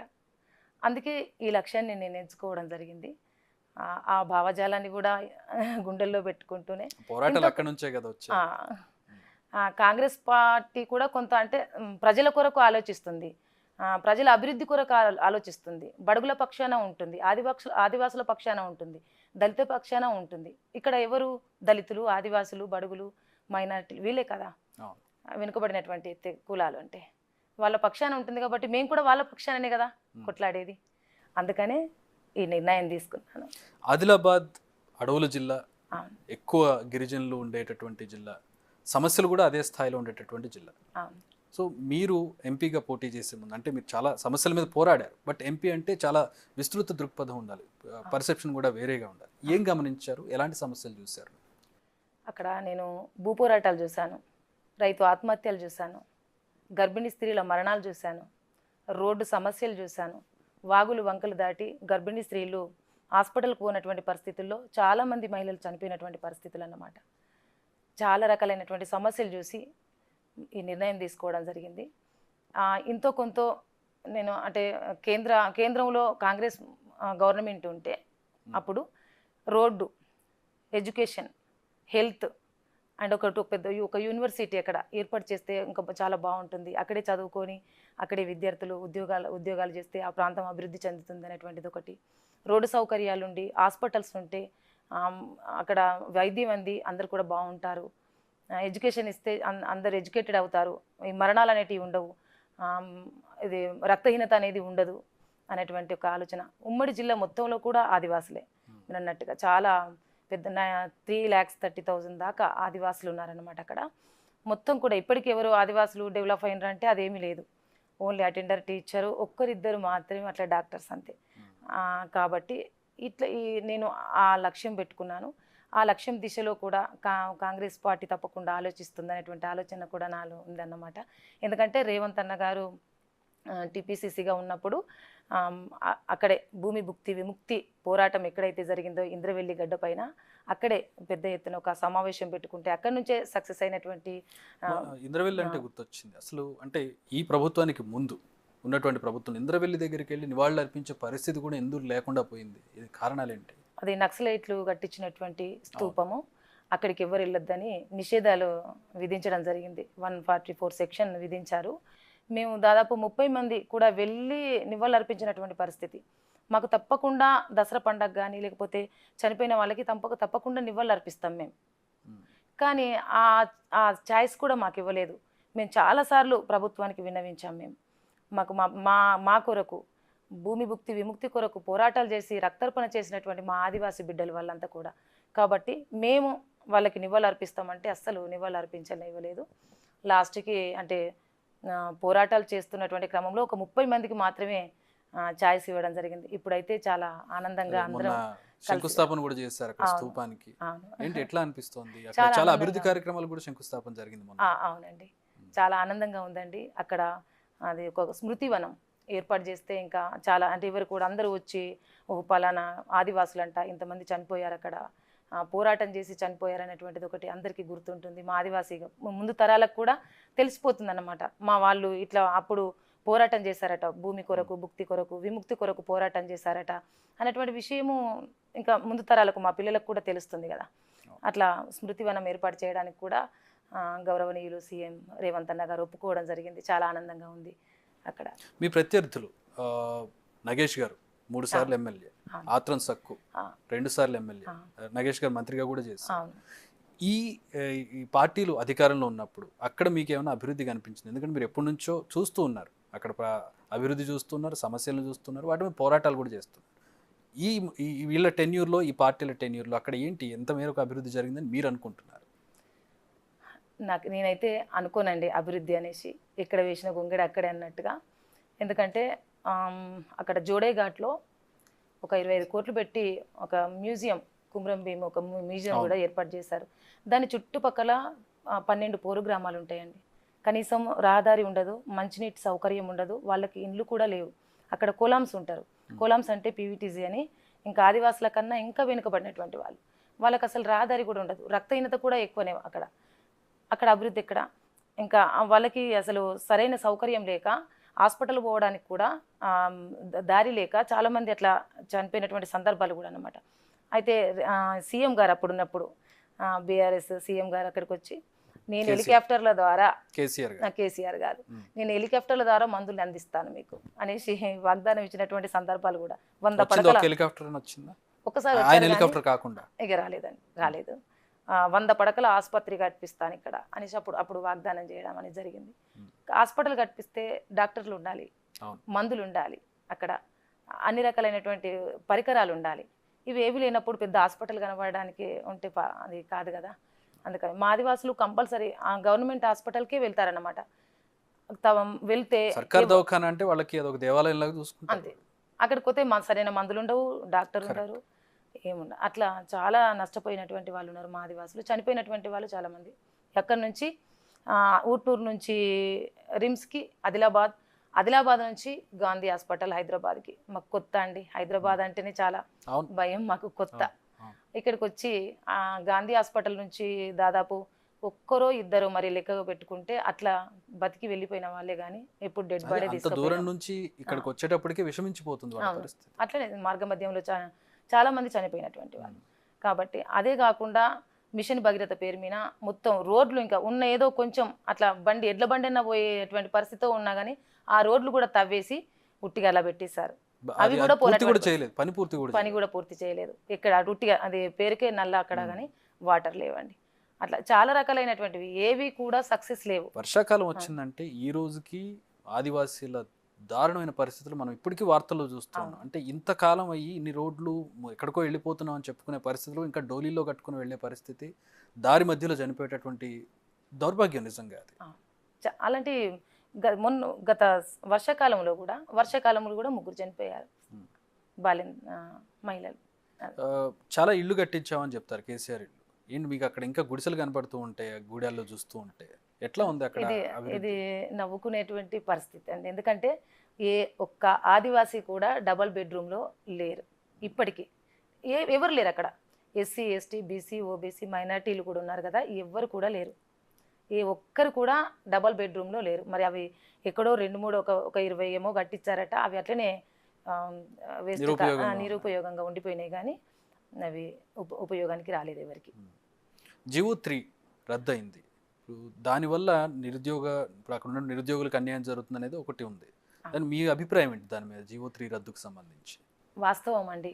అంటే GO3 వల్ల ఇంతో కొంత టీచర్ ఉద్యోగాలు, పోలీస్ ఉద్యోగాలు కావచ్చు, ఇలాంటి కొన్ని అక్కడ స్థానిక ఉద్యోగాలు ఏవైతే ఉన్నాయో దానివల్ల వస్తే కొంత ఆదివాసులకి కొంత బెనిఫిట్ ఉండేది. GO3 వల్ల అది పోవడం వల్ల అందరితో పోటీ పడడం అనేది కొంత ఆదివాసులకు కాదన్నమాట. పోటీ పడడం, ఎందుకంటే ఆదివాసులు అందరితో కలిసి ఉండరు, కొంచెం ఇంట్రోవర్ట్స్ ఉంటారు, సిగ్గు ఎక్కువ ఉంటుంది. అవును, వాళ్ళ గుంపు వాళ్ళకే. అసలు మిగతా కమ్యూనిటీతో కలవాలంటే కొంత భయపడతారు. ఈవెన్ నేను కూడా ఇక్కడ ఎంత చదువుకొని టీచర్ ఇంత రావడం అంటే కొంచెం హైదరాబాద్ రావడం అంటేనే మాకు అమ్మో హైదరాబాద్ ఇంత పెద్ద సీట్ ఇట్లా అది అనుకుంటాము. మా గూడాలు మాకే ఒక హైదరాబాద్ లాగా అందరం చాలా అంటే బంధుత్వంగా ఒక ఐక్యంగా ఉంటాం. మాకు వేరువేరుగా అట్లా అది ఉండదన్నమాట. ఏదైనా కానీ ఎప్పుడు అది ఒక గుంపుగా అందరూ ఒక ఊరు అన్నప్పుడు అందరూ గుంపుగానే ప్రతి ఒక్క పండగ కావచ్చు, చావు కానీ పుట్టుక కానీ ఏది ఉన్నా కానీ కలిసి కట్టుగా చేసుకుంటాం. ఎవరి ఇంట్లో వాళ్ళు చేసుకోవడం అలా ఏమి ఉండదు. కాబట్టి ఈ మిగతా కమ్యూనిటీతో కలవడానికి కూడా మాకు మీరు రావడం పక్కన పెడితే మీ గూడెల్లో కొత్త వాళ్ళు వచ్చినా కూడా అందరూ గోడల చాట్ల నుంచి అటు నుంచి చూస్తూ ఉంటారు. నేను పర్సనల్ గా ఎక్స్పీరియన్స్ చేస్తాను. వాస్తవం. అసలు కొత్త వీళ్ళతో ఎట్లా మాట్లాడాలో, ఏం చేయాలో, వీళ్ళకి ఏం వంట చేసి పెట్టాలా, మన వంటలు తింటారా వీళ్ళు, అలాంటివి కూడా అట్లా ఆలోచించడం జరుగుతుంది. కానీ హైమండ్ డార్ఫ్ గారు అక్కడికి వచ్చి మార్లవైలో ఉండి మాతో కలిసిపోయి ఎక్కడో లండన్లో పుట్టినటువంటి వ్యక్తి వచ్చి అక్కడే తను సమాధి అవ్వడం, మా సంస్కృతి సాంప్రదాయాల పట్ల తనకి చాలా ఇంట్రెస్ట్గా ఉండి అది మా ఆదివాసుల సంస్కృతి సాంప్రదాయాల ఆచార వివరాలు, వీళ్ళు ఉండే విధానం, తిండి తినే విధానం, బట్టలు కట్టుకునేది, ఇదంతా కూడా ఒక పుస్తకంలో రాసి తను ఈరోజు చరిత్రను బయటకు తీసుకురావడం, అప్పుడున్నటువంటి గవర్నమెంట్ కాంగ్రెస్ గవర్నమెంట్కు అపీల్ చేయడం, దాని తర్వాత మాకు చట్టాలు తీసుకురావడం. నిజంగా మేము కాంగ్రెస్ ఇప్పుడు కానీ కాంగ్రెస్ గవర్నమెంట్కి మేము చేతులెత్తి నమస్కరిస్తాం. ఈ కమ్యూనిటీకి సంబంధించి బాగా వెనకబడినటువంటి కమ్యూనిటీ, వీళ్ళతో పాటు చాలా మంది వెనకబడిన వాళ్ళు ఉన్నారు. సో వాళ్ళ కోసం మీ ప్రత్యేకంగా ప్రణాళిక ఏమన్నా ఉందా? రేపు ప్రచారంలో దాన్ని చెప్పబోతున్నారా? ఏం చెప్తారు? నాకు ఎడ్యుకేషన్ అంటే చాలా ఇష్టం. మీ టీచర్గా స్వతహాగా టీచర్, ఎడ్యుకేషన్ అంటే చాలా ఇష్టం. చాలా మంది నా ఆదివాసీ పిల్లలందరూ కూడా ఎడ్యుకేషన్లో చాలా వెనుకబడి ఉన్నారన్నమాట. వాళ్ళకి ఎడ్యుకేషన్ అందించి ఇట్లా హైదరాబాద్ దాకా వాళ్ళు చదువుకొని ఉద్యోగాలు చేసే విధంగా వాళ్ళు ఎదగాలనేటువంటి నా ఆశయం అన్నమాట. రోడ్లు, అక్కడ ఒక యూనివర్సిటీ, ఇవి నా లక్ష్యము. దాని కొరకు నేనైతే రేవంత్ అన్న గారిని ఎంతనైనా బతిమాలుకుంటానేమో నా ఆదిలాబాదు అభివృద్ధి కొరకు. అక్కడే ఒక చిన్న చిన్న మినీ పరిశ్రమలు, అక్కడ అంటే 107 చట్టం ఉంటుంది, ఇంకా ఆ చట్టాలను కాపాడుతూ అక్కడ ఉన్నటువంటి SC, ST, BC మైనారిటీలు ఎక్కువగా ఉంటారు అక్కడ కూడా. వాళ్ళకు కూడా అభివృద్ధి, వీళ్ళతో పాటు అంటే ఆ చట్టాలను కాపాడుతూనే వాళ్ళకు కూడా అభివృద్ధి చేస్తే ఇంకా చాలా బాగుంటుంది. ఇందాక GO3 గురించి మాట్లాడుకుంటూ ఉన్నాం. BRS రివ్యూ పిటిషన్ వేస్తామని చెప్పింది, BJP ఆర్డినెన్స్ తెస్తామని చెప్పింది. అవి ఏం ముందుకు జరిగినట్టు కనపడడం లేదు. మీ అభిప్రాయం ఏంటి దీని మీద? మేము దాదాపుగా ఆ GO3ని ముట్టని అవసరం కూడా లేకుండే. కరోనా సమయంలో అంటే అభివృద్ధి చెందిన ఆదివాసులు అనేటువంటిది ఒక కమిటీ వేసి అక్కడ ఆదివాసులు అభివృద్ధి చెందినరా, ఈ జీవో తీయవచ్చా అనేటువంటి విషయాన్ని తెలుసుకొని ఉండే BRS గవర్నమెంట్. అప్పుడు తెలుసుకోకుండానే, ఎవరికి తెలియకుండానే సడన్గా ఆ జీవో పేపర్లోనే చూసాం మేము. ఇదేంటిది, ఈ జీవో పోవడం వల్ల ఆదివాసుల బతుకులు ఆగమైపోతాయి కదా, DEDలు చేసి చిన్నగా ANMలు, తర్వాత పోలీసు రిక్రూట్మెంట్లో కొంతమంది పిల్లలు ఇలా ఉన్న వాళ్ళే కదా, ఈ జీవో పోవడం వల్ల మిగతా కమ్యూనిటీ తోటి ఎట్లా పోటీ పడతారు పిల్లలు అనేసి మేము చాలా పోరాటాలు కూడా చేయడం జరిగింది. అప్పుడు చేస్తే అసలు పట్టించుకోలేదు. నిజంగానే మీరు అన్నట్టుగా త్రినాథరావు గారు అని గుంటూరులో ఉంటారు సార్. మాది ఆదివాసికి కొంచెం అంటే గవర్నమెంట్ లాయర్ తను, అంటే ఆదివాసుల పక్షాన ఇలా ఉంటుంది తీసుకొస్తారన్నమాట. తను కూడా అప్పుడు BRS గవర్నమెంట్కి తను ఇచ్చారన్నమాట. ఇది ఈ జీవో పోవడం వల్ల ఆదివాసులకు నష్టం అవుతుంది, వాళ్ళు ఇంకా వెనుకబడిపోతారు పిల్లలు. ఎడ్యుకేషన్ ఎంతో BEdో DEdో చేయాలనేటువంటి ఆలోచన కూడా లేకుండా పోతారు వాళ్ళ పిల్లలు.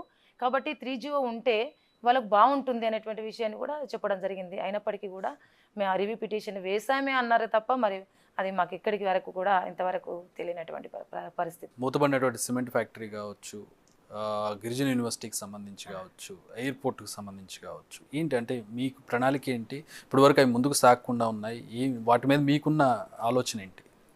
నిజంగా అక్కడ ఆ ఫ్యాక్టరీ విషయానికి వస్తే అసలు ఇప్పటికీ నిజంగా మూతపడి ఉంది. దానివల్ల చాలామంది దాదాపు ఎంతోమంది ఉపాధి పొందేటువంటి వాళ్ళు ఆ ఉపాధి కోల్పోయి వాళ్ళ కుటుంబాలు రోడ్డున పడ్డాయి. అంటే ఒకే అభివృద్ధి అంటూనే ఒక దిక్కు కార్మికులను చాలా నష్టం చేసింది అప్పుడున్నటువంటి బీఆర్ఎస్ గవర్నమెంట్. అది ఒకటే ఒక ఫ్యాక్టరీ అక్కడ, ఆ ఫ్యాక్టరీని కూడా మూత వేస్తే అక్కడ అంతమంది కార్మికులకు ఎంత నష్టం జరుగుతుంది అది కూడా ఆలోచించినటువంటి నిజంగా చాలా నష్టం. చిన్న కొంత మేరకు ఉన్నటువంటివి. మీరు అన్నట్టు అక్కడ విమానాశ్రయం అది అన్నారు. ఆ విషయంలో చూసుకున్నట్టయితే అప్పుడు బీజేపీ ఎంపీ గారు ఉండిరి, సోయం బాపురావు గారు కంపల్సరీ వస్తుంది తీసుకొస్తాను. ఇప్పుడు ఆదిలాబాద్ అంటే ఒక హైదరాబాద్లా అయిపోతుంది, ఒక 30 నిమిషాలలోనే. హైవేకున్న జిల్లాలన్నీ కూడా అభివృద్ధి చెందుతూ ఉంటాయి, ఆదిలాబాద్ మాత్రం అలాగే ఉంటుంది. నేను ఎన్నిసార్లు చూసినా కూడా. మీ అభిప్రాయం ఏంటి దీని మీద? అక్కడ ఉన్నటువంటి NH7 నిజామాబాద్ మీద నుంచి వెళ్తుంది, ఇటు మెదక్ మీద నుంచి వెళ్తుంది, మొత్తం సిటీకి దగ్గరలో ఉండి నిజామాబాద్ దాకా అంతా బాగానే ఉంటుంది. నిర్మల్ దాటామంటే ఏం కనపడదు మళ్ళీ. అదంతా అటవీ ప్రాంతము. అవును, అడవి చట్టాలు కూడా కొంత అడ్డు రావడం, అభివృద్ధి కాకపోవడానికి. రెండవది ప్రభుత్వాలు అప్పుడు ఉన్నటువంటి ఇప్పుడు 10 సంవత్సరాల పరిపాలన విధానంలో ఏమీ లేకపోయింది. గత ఒక 4 సంవత్సరంలో పోరాటాలే ఉండే. దానివల్ల కూడా ఇంకా పట్టించుకున్నటువంటి పరిస్థితిలో కూడా మనం చెప్పుకోవచ్చు. అయినా అడవులు బాగున్నాయా అంటే అడవులను కూడా అంతరించిపోతున్నాయి. అయినా అభివృద్ధి అనేది ఏమీ లేకుండా పోతుంది. అభివృద్ధి చేయాలనేసి చాలా సందర్భాలలో ఆదివాసులు కూడా చాలా సందర్భాల్లో కొట్లాడినటువంటి పరిస్థితులు ఉన్నాయి. అడవి మీద హక్కులు కల్పిస్తూ అక్కడున్నటువంటి తేనె కావచ్చు, చాలా రకాలైనటువంటి అడవులలో దొరికినటువంటి వాటిపైన ఆదివాసులకు హక్కు కల్పించి తీసుకొచ్చి పరిశ్రమలు చిన్న అందులో వాళ్ళు తేనె సేకరించి ఛత్తీస్గఢ్ ఉంది, జార్ఖండ్ ఉంది, ఇలాంటి ఒడిశా ఉంది, ఇలాంటి వాటిలో వాళ్ళకి అడవులు ఎక్కువ, ఆదివాసీలు ఎక్కువ. కానీ అక్కడ ప్రభుత్వాలు చేసే మార్కెటింగ్ కానివ్వండి, వాళ్ళకి ఇచ్చే కుటీర పరిశ్రమలు కానివ్వండి, వాళ్ళందరినీ ఒక దగ్గరకు తీసుకురావడం కానివ్వండి, ఇదంతా మన దగ్గర కూడా చేయొచ్చు కదా. అవును, దాదాపుగా కర్ణన్ గారు ఐటీడీ ఆఫీసర్గా ఉన్నప్పుడు తను కొంత అంటే తేనె సేకరించినటువంటి తేనెను గిరిజన మార్కెట్ అనేసి ఒకటి ఏర్పాటు చేసేసి ఇక్కడే అన్ని రకాల గిరిజనకు సంబంధించినటువంటి ఏమేమి తింటారు గిరిజనులు అంటే ఉంది మన దగ్గర, లేదని కాదు, కంపేర్ వాళ్ళతో పోల్చుకుంటే మనకి తక్కువ, చాలా తక్కువ అండి. అంటే ఎందుకు మరి ఆఫీసర్సా లోపమా, అక్కడ ఉన్నటువంటి అధికారుల లోపమా, రాజకీయ నాయకుల లోపమా, కానీ ఆదిలాబాద్ జిల్లా అంటేనే అది ఎందుకో వెనుకబడిపోయింది పూర్తిగా. మాకు కూడా అనిపిస్తుంది, చాలా బాధ అనిపిస్తుంది, మా జిల్లా చాలా వెనుకబడిపోయింది అనేసి. కొంత మేరకు ఆఫీసర్స్ వచ్చినటువంటి ఆఫీసర్స్ కూడా ఇంట్రెస్టింగ్గా కొంతమంది వర్క్ చేశారు చాలామంది. పోడు భూములకు సంబంధించి ఎప్పటికీ చిక్కుముడి వీడిన సమస్యగానే ఎందుకు ఉండిపోతుంది? పోడు భూములు మేము పరిష్కరిస్తామని చెప్పి బీఆర్ఎస్ గవర్నమెంట్ కూడా చెప్పింది. మీ మీ మీ ఆలోచన ఏంటి దాని మీద? మీరు ఎంపీగా వస్తే దానికి మీరు ఏం చేస్తారు మీరు దానికి? కాంగ్రెస్ గవర్నమెంట్ ఉన్నప్పుడే 2006లో చట్టాన్ని, అటవీ హక్కుల చట్టాన్ని తీసుకొచ్చింది. దాని తర్వాత పోడు భూములకు పట్టాలు కూడా ఇచ్చారు. అప్పుడు ఇచ్చినటువంటి పట్టాలే ఉన్నాయి, పోడు భూములకు ఇచ్చినటువంటి పట్టాలు కానీ అటవీ హక్కుల చట్టం. ఈ మన బీఆర్ఎస్ గవర్నమెంట్ వచ్చినాక మేము చాలా ఫైట్ చేసాం. అప్పుడు కొంత మేరకు మిగిలాయి అన్నమాట భూములు. 2005 తర్వాత 9 తర్వాత కొట్టినటువంటి భూములకి మేము మళ్ళీ పట్టాలు ఇస్తాము అనేసి, అంటే అప్పటి నుంచి కొట్టినటువంటి కొన్ని భూములు అన్నమాట. ఆదివాసులు ఏంటంటే ఒక ఊరి నుంచి ఇంకో గూడెం నుంచి ఇంకో గూడానికి వస్తే ఇక్కడ స్థిరపడతాడు. స్థిరపడితే ఇంతో కొంత భూమి అక్కడ ఉన్నటువంటి పటేలు ఇస్తాడు, తర్వాత లేకపోతే కొంత భూమి సాగు చేసుకుంటారు అన్నమాట. అట్లా అయిపోయి కొంత మిగిలిపోయినాయి. అప్పుడు ఇచ్చేటప్పటికి మిగిలిపోయినటువంటి వాటికి కూడా పట్టాలు ఇవ్వాలి అనేసి మేము చాలా ఫైట్ చేసాం, అస్సలు ఇవ్వలేదు. ఇప్పుడు మొన్న ఏం చేసిందంటే బీఆర్ఎస్ గవర్నమెంట్ ఉన్నప్పుడు పట్టాలు ఇచ్చింది, కొంత మేరకు ఇస్తే ఆ పట్టాలు గుంటల కొద్ది ఇచ్చింది. గుంటలు ఎట్లా ఉంటుంది, గుంటలు ఇచ్చింది అనమాట. 6 గుంటలు 12 గుంటలు ఇట్లా కొంతమందికి, చాలా మందికి అలాంటి పరిస్థితి ఏర్పడింది, గుంటల కొద్ది ఇచ్చేటువంటి పరిస్థితి. దానివల్ల చాలా నష్టపోవడం అనేది జరిగింది. మరి సర్వే ప్రాబ్లమా లేకపోతే గవర్నమెంటే ఆ విధమైనటువంటి ప్రాబ్లాన్ని సృష్టించిందా అర్థం కాదు. కానీ ఒక గుంట 6 గుంటలకు రైతు బంధు ఎలా, అది ఎంత వస్తుందని చెప్పండి. అలాంటి పరిస్థితిలో ఆదివాసులు అదైపోయినరు. అంటే పోడు భూముల మీదనే ఆధారపడతారు ఆదివాసి. అక్కడ వాటర్ సోర్సెస్ లేదు, అది ఎత్తైనటువంటి ప్రాంతం కాబట్టి.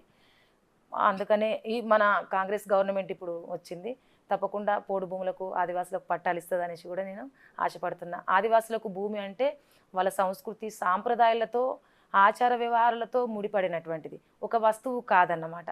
ఉద్యోగం లేకుండా బతకగలుగుతారు కానీ భూమి లేకపోతే ఆదివాసులు బతకలేరు అన్నమాట. అందుకనే ఆదివాసులకి తప్పకుండా పట్టాలు ఇస్తుంది కాంగ్రెస్ గవర్నమెంట్ అని కూడా ఆశపడుతుంది. ఇందాక మీరు నీటి సమస్యకి సంబంధించి ఉమ్మడి జిల్లాలో చూసినట్లయితే ఆదిలాబాద్లో తొమ్మిడిహట్టి నుంచి ప్రాణహిత చేవెళ్ళ తరలించడం ఏమైనా నష్టం చేసింది అనుకుంటున్నారా? చేస్తే ఏ మేరకు నష్టపోయింది జిల్లా? చాలా నష్టం జరిగిందండి. వాళ్ళ భూములు కూడా అప్పుడు కొనుగోలు చేసినప్పుడు కూడా చాలా నష్టం జరిగింది.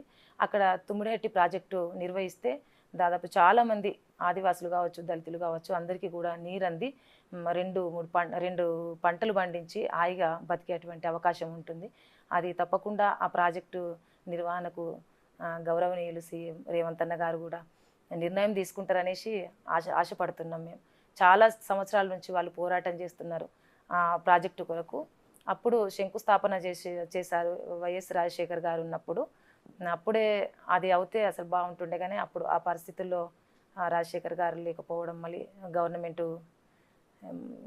పోరాటాలు ఇవన్నీ రావడం, అదంతా అయిపోయి అది ఆగిపోవడం జరిగింది. బీఆర్ఎస్ గవర్నమెంట్ వచ్చినాక అప్పుడు అది పక్కన పడేశారన్నమాట. దాన్ని వదిలేసి వేరే ప్రాజెక్టుల పైన పడి వాళ్ళ ఆ ప్రాజెక్టులు కూడా తినగల గేట్లు కొట్టుకుపోయిన నాణ్యత లేనటువంటి అలాంటి ప్రాజెక్టులు కట్టుకొని అది చేశారు. ఏం పరిస్థితి ఇప్పుడు? ఆ గేటుకు సంబంధించి మరమ్మతులు జరిగాయా? నెక్స్ట్ వర్షాకాలానికైనా అది ప్రిపేర్ అవుతుందా ఏంటి, ఎట్లా ఉంది? అవి మరమ్మతులు మరి అప్పుడైతే అవి మరమ్మతులు అయితే జరగలేదు. అప్పుడు మన ఇప్పుడున్నటువంటి గవర్నమెంట్ మీద ఏడుస్తున్నారు వాళ్ళు. అది అనుకోకు ఇట్లా జరిగింది అట్లా జరిగింది అనేసి వాళ్ళు చెప్పడం జరుగుతుంది. అది తప్పు. అంటే ఇప్పుడు వాళ్ళు అనేది వాటర్ సమస్య విపరీతంగా పెరిగిపోయింది, పంటలు నష్టపోతున్నాయి అనేసి ఇప్పుడు వాళ్ళది అదే వాదన చెప్తున్నారు. అంటే వర్షం రాకపోవడానికి కాంగ్రెస్ గవర్నమెంట్ కారణమా? అది కాదు కదా. ఆనాడు కాకతీయ మిషన్ పేరు మీద మీరు చాలా అదేంది చెరువుల పూడికలు తీయాలనుకున్నారు. మరి అవేనేమైనా తీయలేదు. అవన్నీ చాలా అంటే వాళ్ళు చేసినటువంటి తప్పులన్నీ కూడా అంటే నెట్టడానికి అలాంటి ప్రయత్నాలు చేయడం అనేది జరుగుతుందన్నమాట. అంటే చాలా నష్టం, అంటే ప్రజలకు, తెలంగాణ రాష్ట్ర ప్రజలందరికీ కూడా నష్టపరచడం అనేది చాలా చేశారు. అది ఇప్పుడు కాంగ్రెస్ గవర్నమెంట్ దాన్ని సరిదిద్దుకుంటూ మళ్ళీ ప్రయత్నాలు అంటే తెలంగాణ ప్రజలకి మళ్ళీ అభివృద్ధి దిశలోకి తీసుకురావడానికి, మళ్ళీ అందరికీ ఆర్థికంగా మళ్ళీ దాన్ని ముందుకు తీసుకురావడానికి చాలా ప్రయత్నం చేస్తుంది. అప్పుల పాలు చేసిపోయింది మీదికెళ్ళి గవర్నమెంట్. బంగారు తెలంగాణ బతుకులేని తెలంగాణ చేసిపోవడం జరిగింది. దానివల్ల చాలా నష్టపోయింది. సుగుణ గారు, రాజకీయాలంటే విమర్శలు ఉంటాయి, తీవ్రస్థాయి విమర్శలు ఉంటాయి. మీరు ఇలా నవ్వుతూ చాలా సాఫ్ట్గా మాట్లాడుతున్నారు, అంటే పోరాటాలు చేశారు. కానీ ప్రత్యక్ష రాజకీయాల్లోకి ఇప్పుడు అంటే ఒక ఎంపీగా పోటీ చేస్తున్నారు, గెలిస్తే రేపొద్దున్న మీ మీద విమర్శల స్థాయి పెరుగుతుంది, వేడి పెరుగుతుంది. సిద్ధంగా ఉన్నారా? ఎలా ప్రిపేర్ అవుతున్నారు మానసికంగా? అంటే ప్రజలు, బడుగు బలహీన వర్గాల ప్రజలు